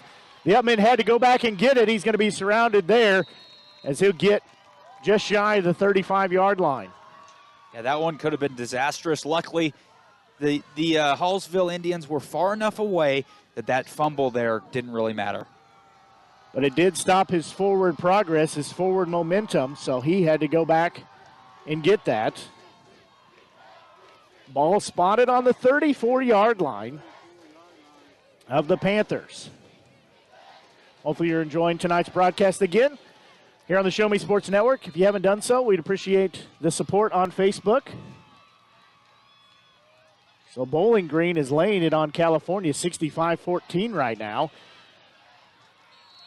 That is maybe not a surprise that they're leading, but a surprise by a score of that much. Yeah, absolutely. Bowling Green undefeated on the year and showing it. So that quarterback keeper by Gordon up the middle. He picks up about 5 yards or so and bring up a 2nd and 5. E.J. Larkin in on the tackle. He's been a name that we have seen all over the field tonight for the Indians. Yeah, a lot of these guys go 2 ways. You see the star wide receiver Austin playing that deep safety role. You've seen Tyre Cobb in that hybrid linebacker defensive back role. A lot of these guys go both ways. So we'll be a 2nd and 5 now. Gordon will have 2 receivers here on the near side, 1 up top on the far side. They're going right to left. Wilkerson will have it, trying to be patient, but taking down in the backfield They'll say he was lucky to get to the original line of scrimmage. Yeah, that's Jack March. He's a senior, doesn't want his season to end right here, right now, playing like it. So this brings up a 3rd down now. This will be a 3rd and 5. Again, the defense has to find a way to get the ball back here. They're down 6 at 36-30. Clock rolling 6:07 left here in regulation. Again, that's what's left in one of these two teams' season. The other one goes on to the district championship game. So 3rd and 5. Gordon has 2 receivers near side, 1 up top on the far side. He'll keep it himself, does a nice move through, gets to the second wave. He'll pick up 7 yards, move the chains. A beautiful play there by Gordon. Wilkerson was his read on that play. Wilkerson actually got tackled by 2 Indians defenders. Gordon had that ball just sneak right out of Wilkerson's belly there and picked up 7 for a massive first down in this game. So ball on the 47-yard line. New set of downs unofficially. I have that as the 18th first down of the ball game for the Panthers. They'll break the huddle here. Again, working right to left on your media center or your Show Me Sports Network app. Gordon will take the shotgun snap. He'll fake the handoff, keeping himself. He's met at the line of scrimmage and thrown back. Yeah, that's March again. Combined tackle there with Hobbs, the running back for this Indians offense. Both of those guys showing they still want to be here. They still want to be in this game as we near 5 minutes remaining here in this fourth quarter. They do say he gained about a half yard, so he does get a little bit of forward progress, but not much. It'll be 2nd and very long. Again, 6-point ball game, under 5 to go here as Centralia leads over Hallsville. Hallsville coming in undefeated on the season. I mean, that perfect 9-0 record. So we'll be 2nd and long. Defense showing a little pressure. Gordon will be in shotgun, having 2 receivers either way. He'll keep it himself. He's met at the line of scrimmage and thrown back. Again, nowhere for him to go with it. Yeah, they tried to run that counter play. The Hallsville defense was all over it, swarming to the football right now. So he cannot gain much. They say he actually gained nothing. And we'll have a timeout called as Hallsville will take a timeout with 4:29 left to go. That is their first timeout of the second half, first timeout for either team of the second half. This game has lived up to what it could be. We saw these two teams match up in week 2. It was a wide margin, a 46-12 score in favor of Hallsville. Both these two teams, we've talked about it a few times, much improved, much more experience. We're seeing that tonight. Yeah, this is a highly competitive matchup compared to what we got in game number 1. And both of these coaches acknowledged that before this game. They knew that that both teams have really stepped up their game since they last saw each other. The clock stopped, 4:29 left to go here in this final quarter. 36-30 is your score in favor of Centralia. Centralia was victorious last week as they beat Montgomery County by a final of 26-8. That was in the quarterfinals round of districts in this Class 2 District 6 action, of course. For the Panthers, they come in finishing second place in their conference, the Clarence Cannon Conference. And for Hallsville, they won the Tri-Counties Conference. They were the champions. Their first championship in school history. So history was made 2 weeks ago, rather. Gordon will have it 3rd and long. He will get the snap handed off to Wilkerson straight up the middle. He's got 6-7 yards. Thought he was going to bust it for a moment, but he was hemmed in quickly. That play call right there tells me that they were going to go for this 4th down no matter what here. It seems to me like you don't run that play unless you know that you have got a second play behind it. You run that play hoping to get it to 4th and manageable. Now they've got 4th and 6 here. Massive play in this one. So we'll be a 4th and 6 as ball on the 48-yard line. They'll split off 2 receivers here on the near side, 1 on the far side. Gordon looks like he's going to drop back to at least maybe punt it, and he will. Nice spiraling punt. Is going to bounce at the 20, and it'll check up and take a couple bounces forward, then go back and be down at about the 19 3/4 yard line. You know, I'm surprised, but that's the objectively very smart play there. You need Hallsville to go 80 yards here to score a touchdown. Smart play by the Panthers. Well, we know that they have the capability to take it downfield. As their last drive, they were very impressive. They scored. It was a 9-play, 64-yard drive they were able to score on. The drive before that, it was a 3-play, 70-yard drive. So they will break the huddle here. They'll have receivers. Get set here in just a moment. They'll have a wing and a receiver on the far side plus a tight end. One here on the near side. They'll fake the handoff. Cobb trips it, gets up. A second effort will pick up a couple yards. That looked very dangerous as he slipped, but he was able to pick up positive yardage. Yeah, that one didn't have much of a chance from the start. Looked like they had a nice blocking scheme there. Looked like they were able to pull that tight end in that wing that you were talking about. Nothing really going with Cobb slipping out of the backfield. So they'll split off now. Two receivers here on the near side. They go left to right on your media center or your Show Me Sports Network app.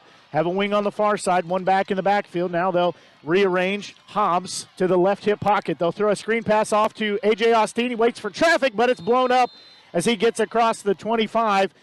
Quickly in there to make a tackle was the defense. Yeah, and who else but Bo Gordon? Bo Gordon, the one in there making the tackle. We talked about two-way players, especially at this Class 2 level. You see a lot of these guys going both ways, offense and defense. Big third down here. He had some help there, had some blockers, but got busted up. The Hobbs will go in the left hip pocket of Cobb. He'll take it himself. He's got the first down. Keeps the drive alive. He picks up 4 yards, needed 3. Yeah, big first down there for Cobb. Now we've got to start being mindful of the time. Out here on the 32-yard line, just over 2.5 minutes to go here in the fourth quarter. In this ball game, a 6-point ball game in favor of Centralia. Cobb will be in shotgun. He'll get the snap. Looking here on the near side. He's going to throw it up for Austin off his hands. And he's going to be shoved out of bounds, but could not get a hand on the pass. It'll go incomplete. Yeah, that was Ethan Adams in coverage for the Panthers. That out route that Austin has run over and over again tonight. Wasn't able to connect there with Cobb. Just a little bit too high as he is unable to get a paw on it and bring it down. He would have been short of the first down marker anyways. So they'll look over as it's 2nd and 10. Clock stopped. 2:24 left to go here in regulation. Again, a 6-point lead in favor of Centralia. They'll have two receivers here on the near side. Cobb will keep it himself. He's going to take the option, keep it, as he'll pick up 3 or 4 yards before he's tackled. And that clock's going to keep rolling. Every second that ticks off just seems like it's getting closer and closer here for the Indians. They've got to break one open here. So we'll bring up a third down as 3rd and about 5. Clock at 2 to go here in the ball game. Cobb will get the snap. Quick pass off to the far side to Austin. Makes one man miss. He's got the first down. Spin move off to the races. He's at the 40, 35, 30. Has one man to miss. He makes him shoestring tackle him, shove him out of bounds inside the 10-yard line. That is exactly what you talked about. There's the massive play we were just talking about and that the Hallsville offense was looking for. Now you've got to be mindful of the clock in the opposite direction. 1:44 left, and you're down inside the red zone. You cannot score too quickly because we know this Panther offense can strike just as quickly. That was not the prettiest looking screen pass, but it was effective. That's all that matters. That puts him at 1st and goal at the 8. As Cobb will keep it himself, trying to work the far side. He's going to stretch out but be short of the goal line, but he'll get a little closer. Yeah, crowd sounding disappointed in that, and I can understand, although you're down inside the 3, it looks like now, you've got to let some of that clock milk, knowing that you've got Tiger Cobb here commanding the offense. So we'll bring up a 2nd and goal. Looks like at about the 2.5, 3-yard line. At the 2, they say.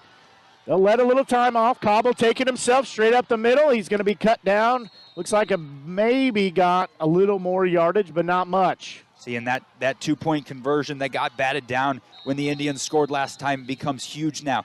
That was a 4-point game when they had scored last.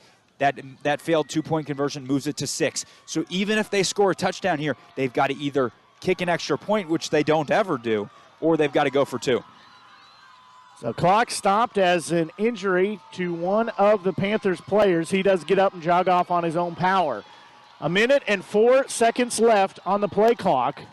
6-point ball game. Centralia leads as Centralia's going to have to call a timeout.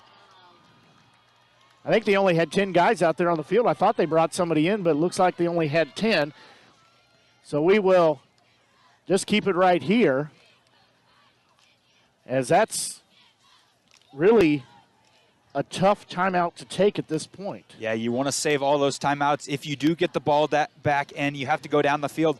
But, you obviously don't want to run a play with only 10 people on defense. I might have miscounted, but I'm pretty sure there were only 10. Either way, they had to call a timeout. And you're right, you can't run, you're stuck between two rocks and a bigger rock because you shouldn't run a play with only 10. But that's a timeout that you may need later on in the game because potentially Hallsville is going to knock it into the end zone here and put up a touchdown. Possibly, we know they're going to go for 2, but possibly get that 2-point conversion. So at maybe the worst, it's tied. At the worster of the worst, they're down by 2, yep. And they're going to need that timeout because they're going to have to work it downfield. Big third down here for Cobb and the Indians offense. So we'll be a 3rd and goal, ball at the 1-yard line. They bring in, looks like a heavy package. Cobb will take it up the middle, going to stretch it out in there for the 1-yard touchdown run. We are tied at 36 apiece. Tiger Cobb doing exactly what Tiger Cobb has done in his time here at Hallsville. Over and over again, making this Indians offense, wheeling them into the end zone. That screen pass to Austin earlier. Austin makes a great move, takes it way down the field, and all of a sudden, we've got a tie ball game here with 1 minute and 1 second left in the fourth quarter of this district semifinal. Hallsville does call a timeout again. Like that choice to call it to get exactly what you want, to get the personnel that you want, to get the look you want, because really this can go one of two ways. You either take the lead, and that might secure the victory, because then you've got to make Centralia work all the way down the field, or you don't get it and you're tied, still have to make them work down the field, but we would maybe look at going into overtime. Yeah, I have to think Coach Conyers has had one in his back pocket. He's been saving for this exact moment. You saw Centralia with the Philly special earlier on that double reverse and that throw out to the quarterback. I would not be surprised if they put the ball in Austin's hands, but I have to think that they're going to keep the ball with their star quarterback, Tiger Cobb.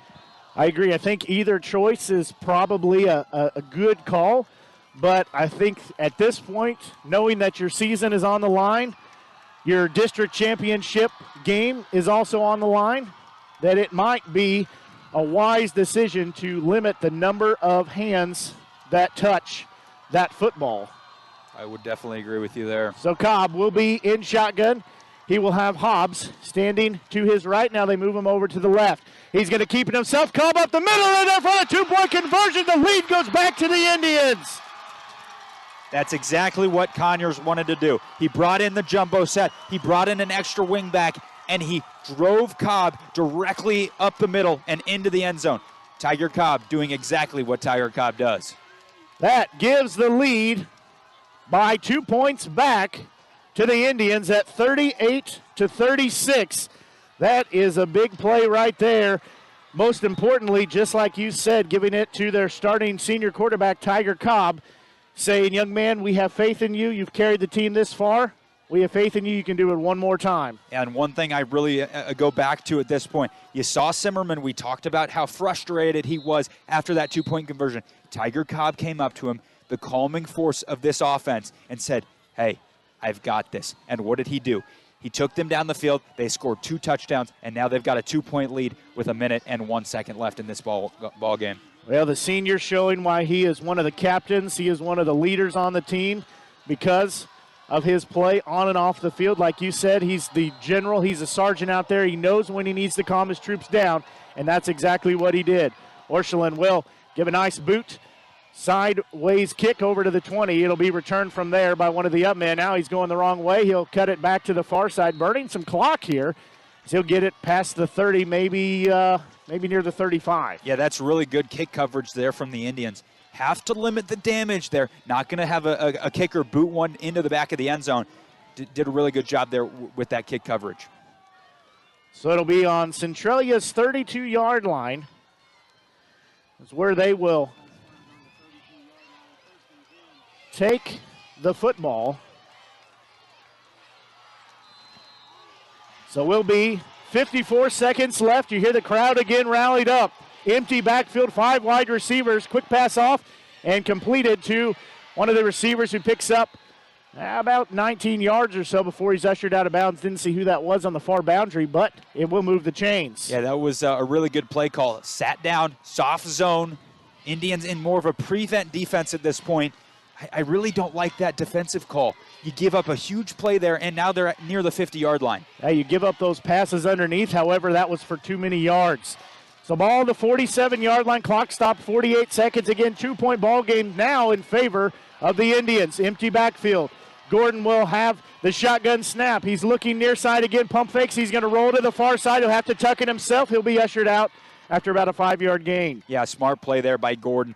Knowing the situation, knowing he doesn't need to force one, and then knowing he needs to get out of bounds after he scrambles. That'll stop the clock with 41 seconds left. He does pick up actually about 6 yards, so being up 2nd and 4 across midfield now at the 47-yard line of the Indians.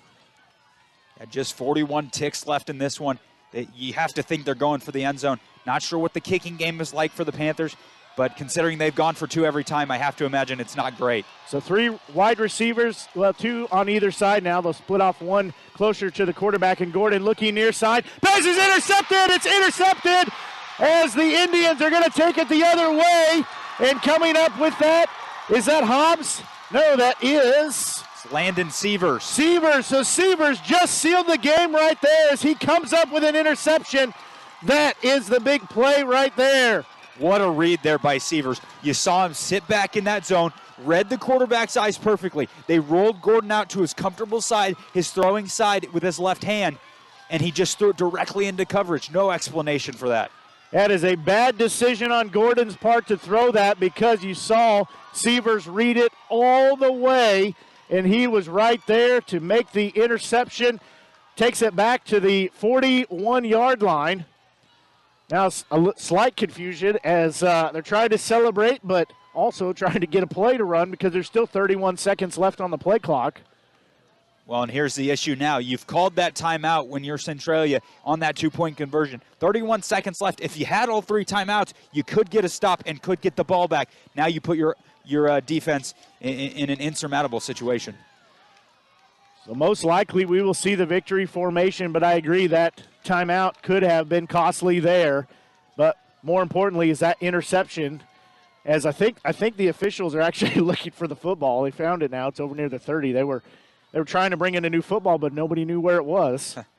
I don't blame them at this point on the sidelines for the Hallsville Indians. It doesn't matter where that football is. You're just celebrating that you got the INT. That seals the game, and they are going to move on to another district championship. So we will be right back here next Friday night as they will host the winner of the other game that is going on, this most likely Bowling Green.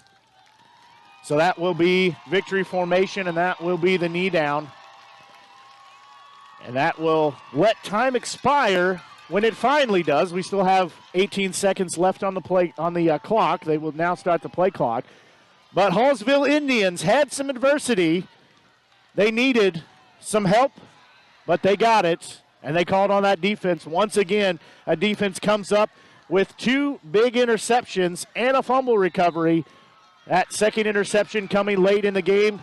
The clock says 0, and that takes us to a final as the Hallsville Indians 38 and the Centralia Panthers 36. We'll pause and be back and get into your post-game coverage as you're listening to exclusive coverage of Hallsville Indian football here on the Show Me Sports Network.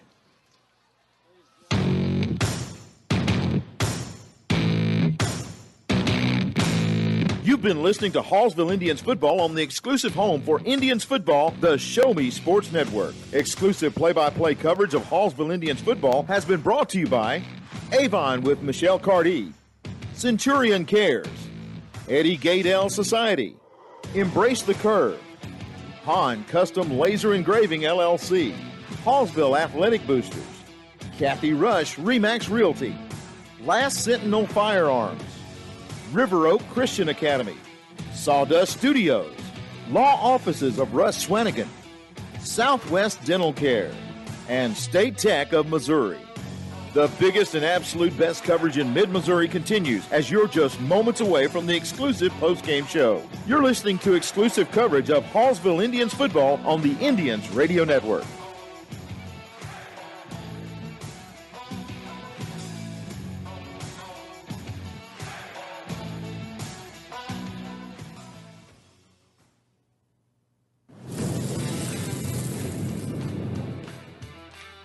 We are State Tech. We are hands-on education.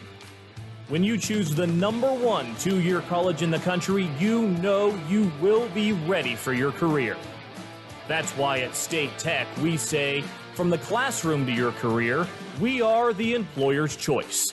We are State Tech.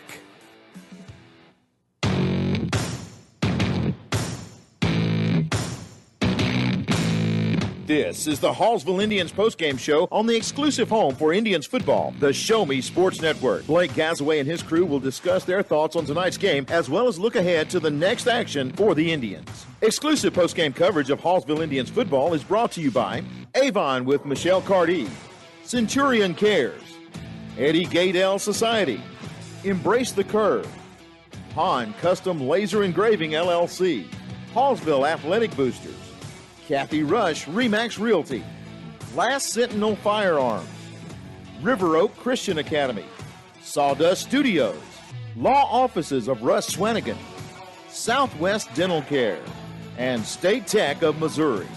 You're listening to exclusive coverage of Hallsville Indians football on the Indians Radio Network. Now, here's the voice of the Show Me Sports Network and the Hallsville Indians Radio Network, Blake Gazaway. Well, it was an exciting night here at Hallsville as the Indians hold on and come back and win by capping it with an interception to seal the game as they win by a final of 38-36 as they head back to their district championship game that they really have found a nice home at, and most importantly, it'll be played right here. Absolutely. One thing I would say about this game, that's a gutsy performance from the Indians. They came out, they were down at halftime. Centralia was going score for score with them there in the first half. I thought we were going to see a boat race to 100. It turned out the defenses kind of stepped up there in the second quarter. But, you know, a lot of adversity. Conyers talked so much about adversity coming into this week, and his team, they saw it. And we absolutely did see that. We saw momentum change. Really, this was a great game when we're going to go back and look at it later on. You really see that both teams were matching each other step for step, drive for drive, play for play almost, it seemed, as they really matched each other, would score, the other team would score, they'd go back and score, they'd punt, the other team would punt. They just matched themselves very well, and that's one of those that you get into that and you start looking at who's going to make a mistake first and who's going to capitalize on that mistake. We saw both teams make some mistakes, but the team that benefited from that was unable to take advantage of that. And, it kept that neck and neck, but most importantly, they held on. They come back to win it in style and in fashion late there in our ball game and cap it off with the interception as see the front row crowd. I don't know why I keep calling them front line. The front row crowd is down. They come out in droves here as tonight is Gold Rush, so they're wearing their gold down there on the field celebrating. Also, the coaching staff down there, they had a chance to talk to players. As we said, hats off to the Centralia Panthers team. They had a great season. They played a heck of a game, nothing to hang their head on at all for tonight's performance. That's exactly what I was going to say. You could see Coach Forsey likely talking with a group of seniors here near midfield. He's probably telling them much of the same. A heck of a ball game they played tonight. Absolutely nothing to be ashamed of. Coming in here to a hostile environment and an undefeated team on the road in the playoffs, and his team played basically lights out until they're at the very end. Not only did they play lights out, but they also tied it up several times. They had the lead for a good chunk of the ball game as well. So great season for them to wrap up. Fortunately for them, their season's over. They're going to start talking about winter sports. But like we said, we will be hopefully here. We're planning on it next week as we know who is going to match up for the district championship, as Bowling Green went on to win their game. So that'll be the two teams matching up And it should be a great game nonetheless. One of these teams will continue to have an unblemished season. The other one will suffer their first loss of the season at the district championship. Yeah, and have to think that this game tonight will help Hallsville next week. Bowling Green didn't face a lot of that struggle that Hallsville faced tonight. They rolled over California, won by a final score of 65-14. Hallsville coming out of here with a nail-biter performance. Have to think that has, some momentum coming back, from down in this one and converting it to a victory. You're exactly right on that. The big thing that it does is it allows you to say, hey, you know what? We've been through this. We've seen this adversity. Look how we persevered it last week. We managed it. We got through it. That goes quite a ways and gives you a good boost of confidence, a good shot in the arm to say, see, we've been in this position before. That's really what a lot of football is about, is saying we've been in this position before. We worked through it. We're going to do much of the same. It's not so much about all these crazy things, this and that, but it's saying we've been down before. We've had ties before. We know how to do this. We need to play our game, and that's what we're going to do. That's a lot of the experience that Cobb brings to this team. We touched on it earlier, coming over, calming down the sideline after things looked like they were getting a little bit out of hand. He came over. He's that calming energy, that calming force over this Indians team, and he willed them to victory tonight. We'll take a look here at your scoring summary. As we said, celebrating the victory here over for the Hallsville Indians, and obviously some slow walks to the bus right now, as we see from the Centralia Panthers. But again, great season on their part, and hats off to them for a great game played tonight. However, Hallsville was able to get things off first as they scored in their opening possession. It was a 2-yard run by their starting quarterback in Tiger Cobb. That was also a 2-point conversion by Hobbs. That was a 5-play, 61-yard drive that made it 8-0 with 10:31 left in the first quarter. Then Centralia would answer on their ensuing kickoff and drive, as they will go 9 plays, 84 yards, capped off by a 27-yard touchdown run by Wilkerson. There was a 2-point conversion on a pass to Gordon. It was a double reverse pass to him. That was good. That tied it up at 8 apiece. That was with 5:32 left to go in the first quarter. That would take us then to a 20-yard touchdown run by Fowler. The 2-point conversion was good by Cobb. That was a 5-play, 57-yard drive. That made it a 16-8 score with 3:43 left in the first quarter. That then would take us to the score after 1.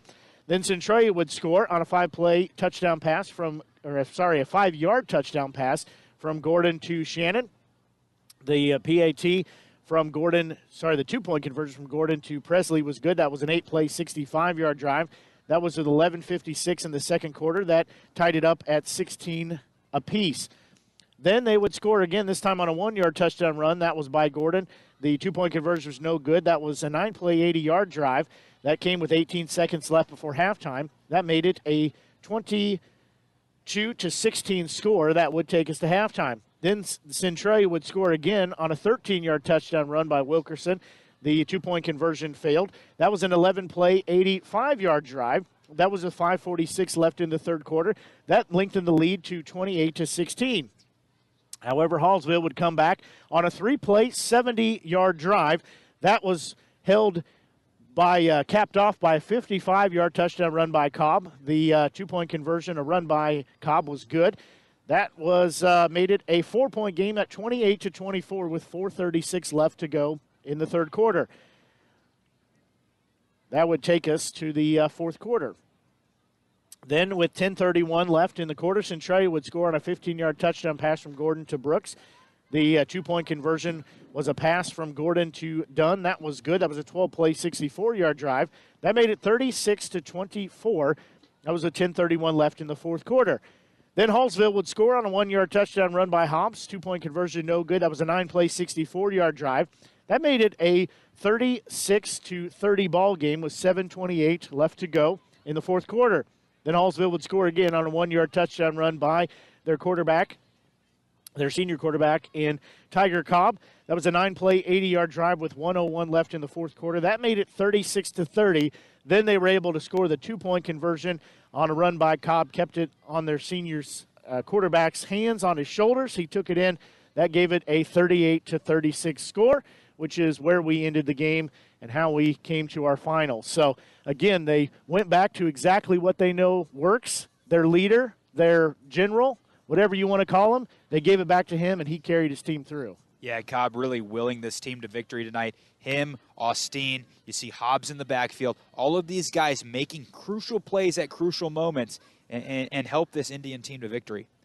They absolutely did, without a doubt, and certainly that, can't remember, was it third down on that huge play that they had to Austin there late in the game that set them up inside the red zone there. That was a huge play, again, play of the game candidate right there, because without that, they're way back on the other side of the 50. I really think you see, get the ball into the playmakers' hands, and they'll do the rest. So we're going to take another quick break here and be back. Still waiting to see if we can get head coach for Hallsville in Justin Conyers up here. I know he's actually see him down on the field talking to a few others. So we're going to see if we can wait it out basically and see if he can get up here. I know he said he would try to come up here, but he's got to talk to his team and a few other things. And we're about the furthest away from everybody here, but he is making his way this way, so we're going to take a quick break. Hopefully when we come back, we will be set up to talk to him. But if not, then we will get our thoughts together and talk about what next week will look like. So we're going to take a quick break and be back. You listen to exclusive coverage of Indians football here on the Show Me Sports Network.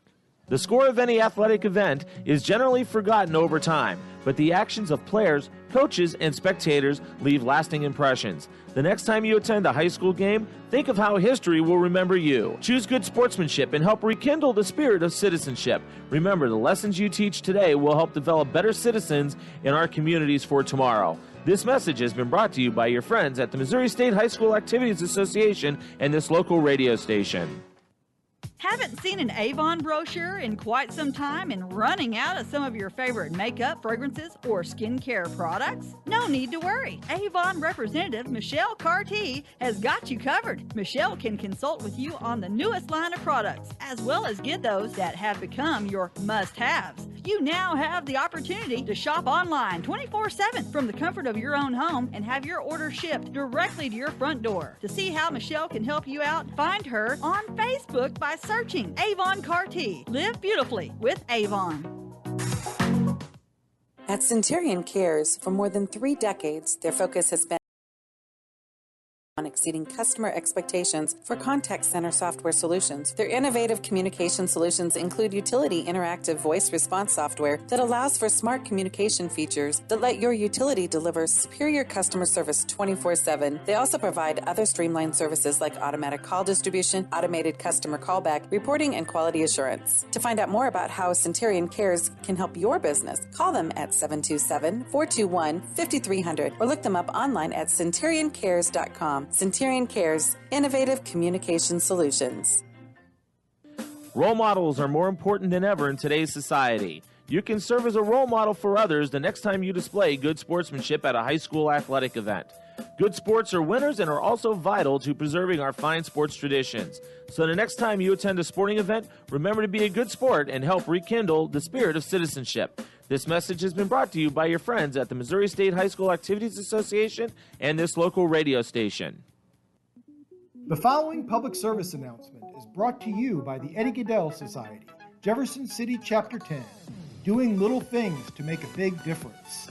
Want to make a big difference in your community? Be kind to others, drive safely, and put litter in its proper place.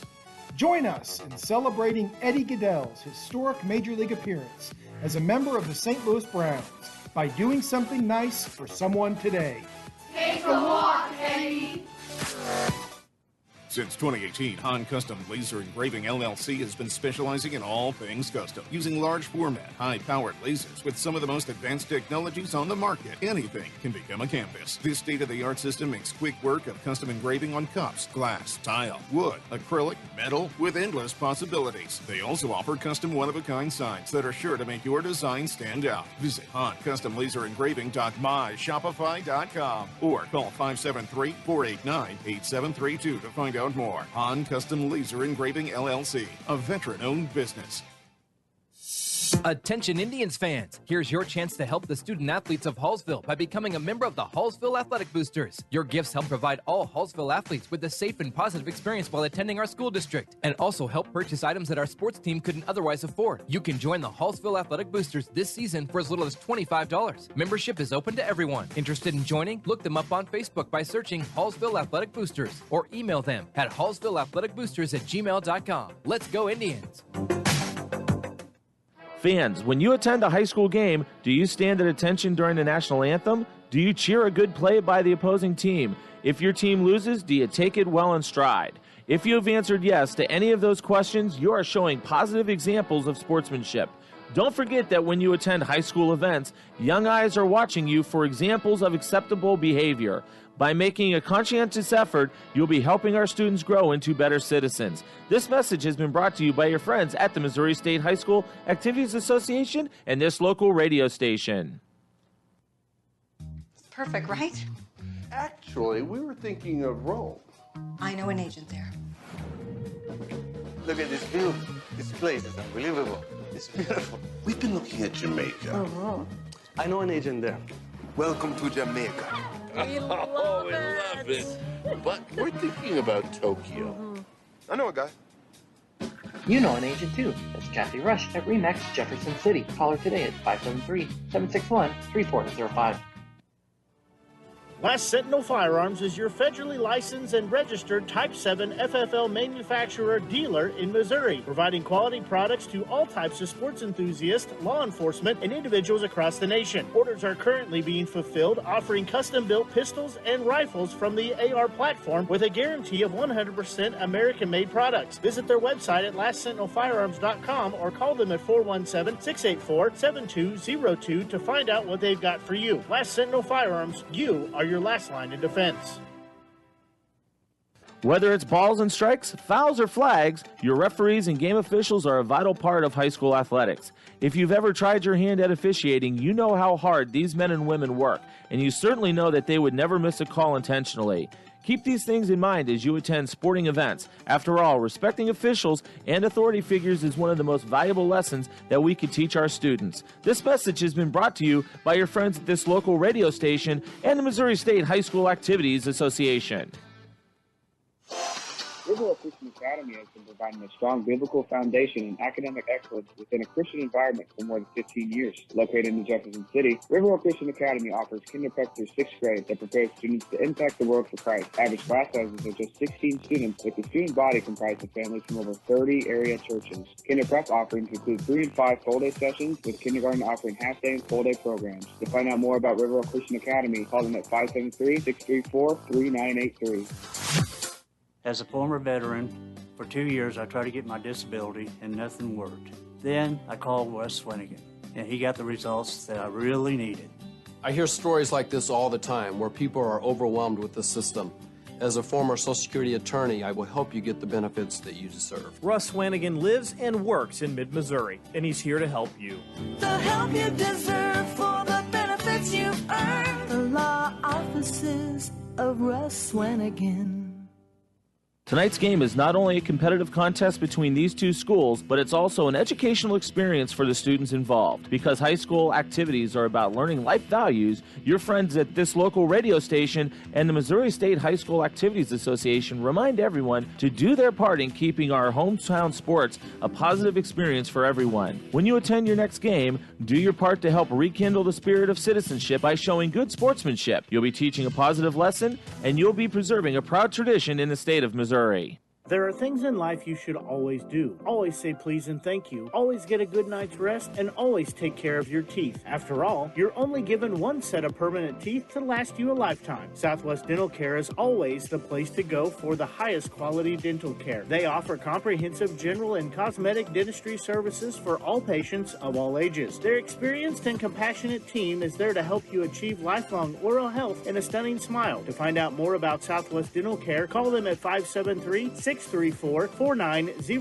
or visit southwestdentalcarejc.com. To get the best smile in town, you must dash to Southwest Dental Care.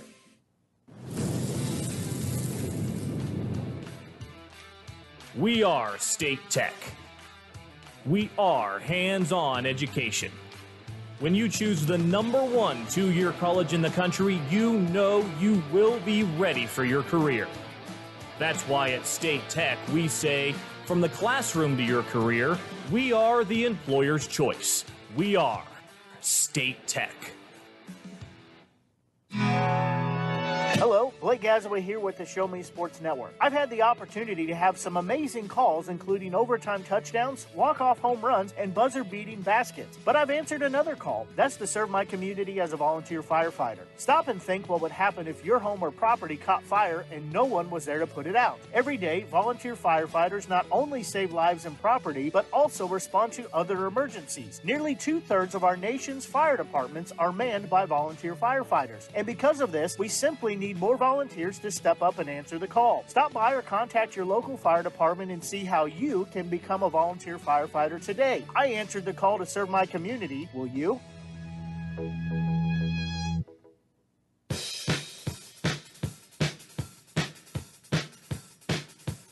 Well, we're back here on our post-game show as we are joined by head coach for the Hallsville Indians and Justin Conyers. Coach Conyers, thanks for making your way up here. I know you had several stops along the way, but appreciate you running up here and got to get a little workout on the way up here. Oh man, you always got to make sure that we talk to our fans and obviously my family and everybody being excited for this win tonight. But man, it's hard to be super excited. Honestly, we did some things that kind of put ourselves in a hole tonight, and as a head football coach, you're not very very pleased with some of those things we did because at this point in the season, I look back and I think, man, maybe that bye week wasn't such a good thing for us after all.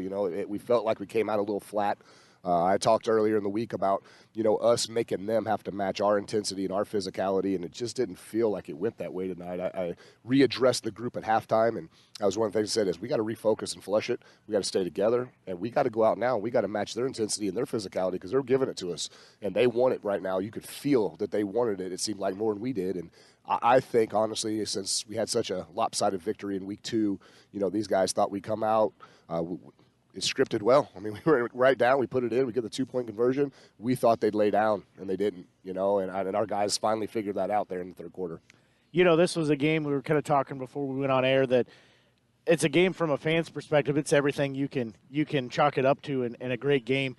But we talked about in our pregame about that adversity, and you definitely saw some of that tonight. Oh, most definitely. It's just like it didn't feel like anything was going our way, other than the first drive. The first drive is exactly how we want to start ball games. We want to go down, we want to score, we want to get the 2, and we kind of want to put the pressure back on the other team. And they accepted that pressure, and they thrived in the pressure. And this is the first time all season long that we've trailed going in at halftime. And I think you really could sense that. You could feel the tension in the locker room whenever I went in. I haven't had to make that speech before this year, So I had to readdress, like I said, about us flushing that first half, refocusing on us and doing the little things better, blocking and tackling. And like I said, it was a heck of a football game, a great game plan by the Panthers. I feel like they really had everything dialed up the right way to take advantage of us defensively tonight.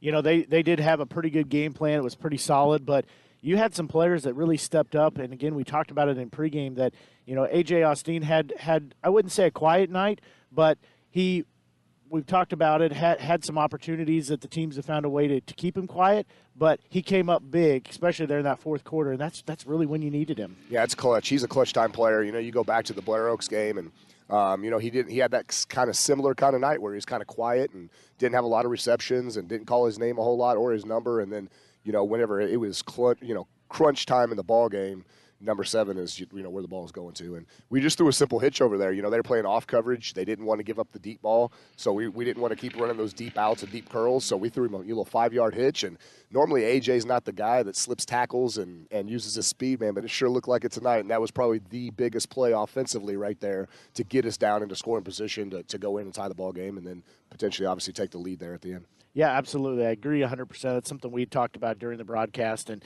another thing, too, that we picked up on is obviously your senior quarterback, Tiger Cobb. He's just a general out there on the field. One thing, though, that we saw that he knows how to command his troops. We saw him a couple times. This game there were some points where it was very emotional. And players, it was a little extracurricular activity on both sides that were happening. But we saw him come over and talk to some of the players. And we're probably paraphrasing, but just say, look, we're still in this. We got to calm down. We got to keep those things in check. But he knew how to command his army. He did, and the thing that you got to love about a young man like that is, him being a senior and just the leadership role that he's taken on this year and not appointed. I mean, he leads by example, and he's a verbal guy. And there was no doubt whenever, they called the timeout right there, and he told me straight up, he said, hey, you give me the ball, coach, and I'm scoring, and I had 2 other young kids come over and say, put us in this formation. We want to lead the way for him, on my left side of my offensive line saying, run left, and those are things that you really like. Hey, you enjoy that. I love that those guys are confident to say, hey, we're going to get a yard here, and then we're going to get 3 yards on the 2-point conversion. They wanted it, and that's the big thing right there. That's what makes this team so special is those guys believing in one another. Absolutely, and he's carried the team, obviously, had a big role in the offense and on the defense this year, but to be able to give it back to him and, go with the horse that's brought you this far, as they say sometimes, be able to give it back to him and say, we have faith in you, let's go and do it again. Yeah, most definitely, and like I said, I think even more enjoyable for me was, looking at Jaden Walters in the eyes over there, my left guard, and also looking at DJ Larkin, our left tackle, and them both saying, run left, coach. If you run left, we will score. I love that. And I love, we run the heck out of the football. And so when your big fellas up front, they want you to run the ball, you got to respect it. And so that's exactly what we did. And, hey, it worked out for us tonight. Well, the defense, again, we talked in the pregame about being ball hawks. They know how to come up with the ball. Had a couple of interceptions, but most importantly, that last one to seal the game, by far probably the biggest turnover of the season so far. Oh, most definitely. You get worried once again. They're marching the ball down the field. I think we got him in once we switched up defensively what we're doing there at the end of the ball game, because now we got him in passing situation. It wasn't going to be Borgorden up the middle with 41 seconds left in the ball game. We knew what they were going to have to do, and Landon Sievers hasn't played defense since the Osage game, so he ended up with an AC separation in that game, and we've kind of slowly got him back into an offensive role. And this week was his first week back defensively, and he came up with the biggest play defensively of the night. Well, it was a pleasure to call. It was a great game to watch. It's a great game to call. Now we know what the stage will look like for next week. We'll be right back here, but Bowling Green will be coming in. Again, it's going to be a tough game, but I think a good matchup between the two teams. Yeah, I do. The thing that I know that we'll have to work on this week is we're going to have to be able to stop the inside run. We know it's going to be coming, and we didn't do a very good job with it tonight. So we're going to have to really be dialed in and be focused on stopping, their multiple run attack that they're going to be able to present to us. So not really so sure defensively on what they're going to give us yet. A team that's also 10-0, they're going to be able to do what they do. I don't think that, a Zebra's going to change their stripes, so to speak. Whenever you have success, you're going to light up and run your stuff. And so we'll get some good film on them, like I said, and we'll go to work, and our coaches will have a good game plan put together for our boys on Monday morning. Well, Coach, I'll let you get out of here and go celebrate the victory with your family and the players and all the crowd. I mean, it seems like most of Hallsville came out to the game tonight. It was well attended, and I expect to see even more people next week. Yeah, the thing that's just so awesome about small town football is, this truly is like Friday Night Lights. This town of 2,000, it shuts down pretty much, and as we're seeing the cars leave here, I mean, it's insane, the crowd that we had tonight. Plus, Centralia being 8 miles away, you knew it was going to be a heck of a crowd, and all the way down to the end, it was a great environment to play football in tonight. So very proud of how this game ended up for us, and I'm going to try my best to enjoy this one as much and as hard as it is with some of the mistakes we made, but excited for next week. And, the thing I think I'm most proud about is, third season here as a head football coach. This will be our third opportunity and a chance for a district title. So, like I said, very, very pleased with how our community shows up and supports us. Well, absolutely. Well, Coach, we'll let you get out of here and celebrate. I know it'll be a short window of time because you'll celebrate, and then tomorrow you start game planning for what it's going to be next Friday night. So go enjoy and have some time, and we appreciate you coming up here and chatting with us. And, all in, Roll Tribe. Let's go get another W next week. Thank you very much. Appreciate the coverage. Well, I appreciate you coming up here. And that's head coach for the Indians in Justin Conyers, and we'll let him go and, like I said, celebrate some of the victory. So it was a pleasure calling the game tonight and a great game, and come out with the victory there, especially in the closing seconds of the game with that interception just seals that. And, again, big time now next week as the Indians have a chance to go after their district championship again. And really, I mean, just it was a great game. Again, a few things they need to work on, but still a great game. But most importantly, those are some things they can work and they can fix, and they can look at that, and that's encouraging. Yeah, Conyers talked a lot about getting punched in the mouth there by Bo Gordon and that Panther offense. He knows that next week Bowling Green is going to be physical with them. He said that if he was the Bowling Green coach, he'd run the ball right down their throats too. So Conyers knows the adjustments he needs to make at this point, and I have a feeling that a coach like him is going to make those adjustments. Absolutely. Well, that's going to pretty much do it for our broadcast this evening. It's been a pleasure bringing you the coverage tonight. Our plan, we know that Bowling Green will be here next Friday night. We plan to be here as well. We're hoping maybe we'll be down where it's a little warmer. It's a great view up here, but it has been a little chilly up top. But either way, if we're up here or downstairs in the actual press box, either way, we will plan on bringing you coverage. We'll have pregame starting at about 6:30 again, with kickoff coming at 7 o'clock. And obviously, we've got some new fans, some new people that have been listening, so we enjoy. Hopefully you've enjoyed tonight's broadcast. Be sure and like our Facebook page. Just search for the Show Me Sports Network.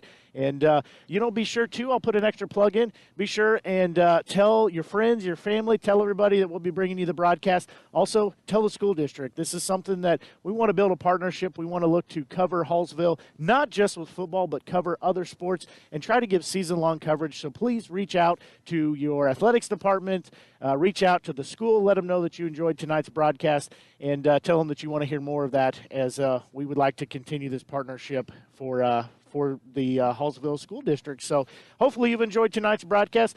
For the Show Me Sports Network here, we've had a pleasure bringing you the game tonight. And like I said, we will plan on bringing you the game next week, as it'll be a great game. It'll be the matchup of the two undefeated teams. I had to think about it for a second. But it'll be two teams that are 10-0 on the season that'll match up. One of them will be crowned the district champion, still remain undefeated. The other season will come to an end with one loss in that district championship. So a lot on the line, but again, it's going to be a great game. Yeah, I have no doubt about that. I have a good feeling that next week we'll have as much, if not more, excitement than we saw tonight in that thriller on the Hallsville Indians football field. You are absolutely right on that. So until we talk to you next Friday for Patterson Fallis, I'm Blake Gazaway. We've enjoyed bringing you the broadcast tonight here on the Show Me Sports Network. Hopefully you've enjoyed it. Again, if you haven't done so, be sure and look us up on Facebook. Just search the Show Me Sports Network. Until we talk to you next Friday night, with pregame about 6:30, kickoff set for 7 o'clock right here at Hallsville. Until we talk to you then, so long, and have a great evening.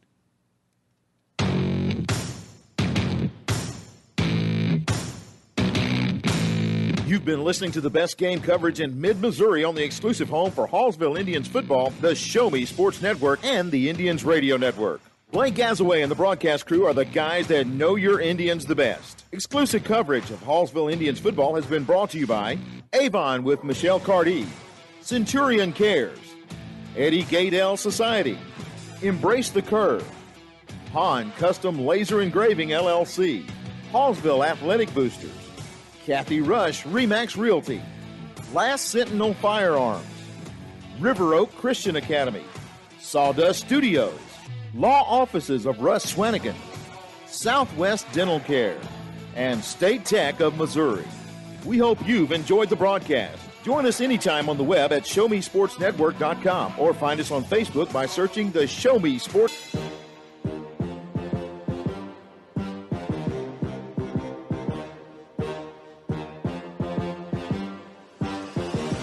Serving fans throughout the Midwest and even more around the world, this is the Show Me Sports Network. The preceding was an exclusive broadcast property presentation of the Show Me Sports Network and was a high-fidelity all-digital broadcast. This broadcast is copyright by the Show Me Sports Network for the private use of our audience. Any other use of this broadcast without the Show Me Sports Network's written consent is prohibited.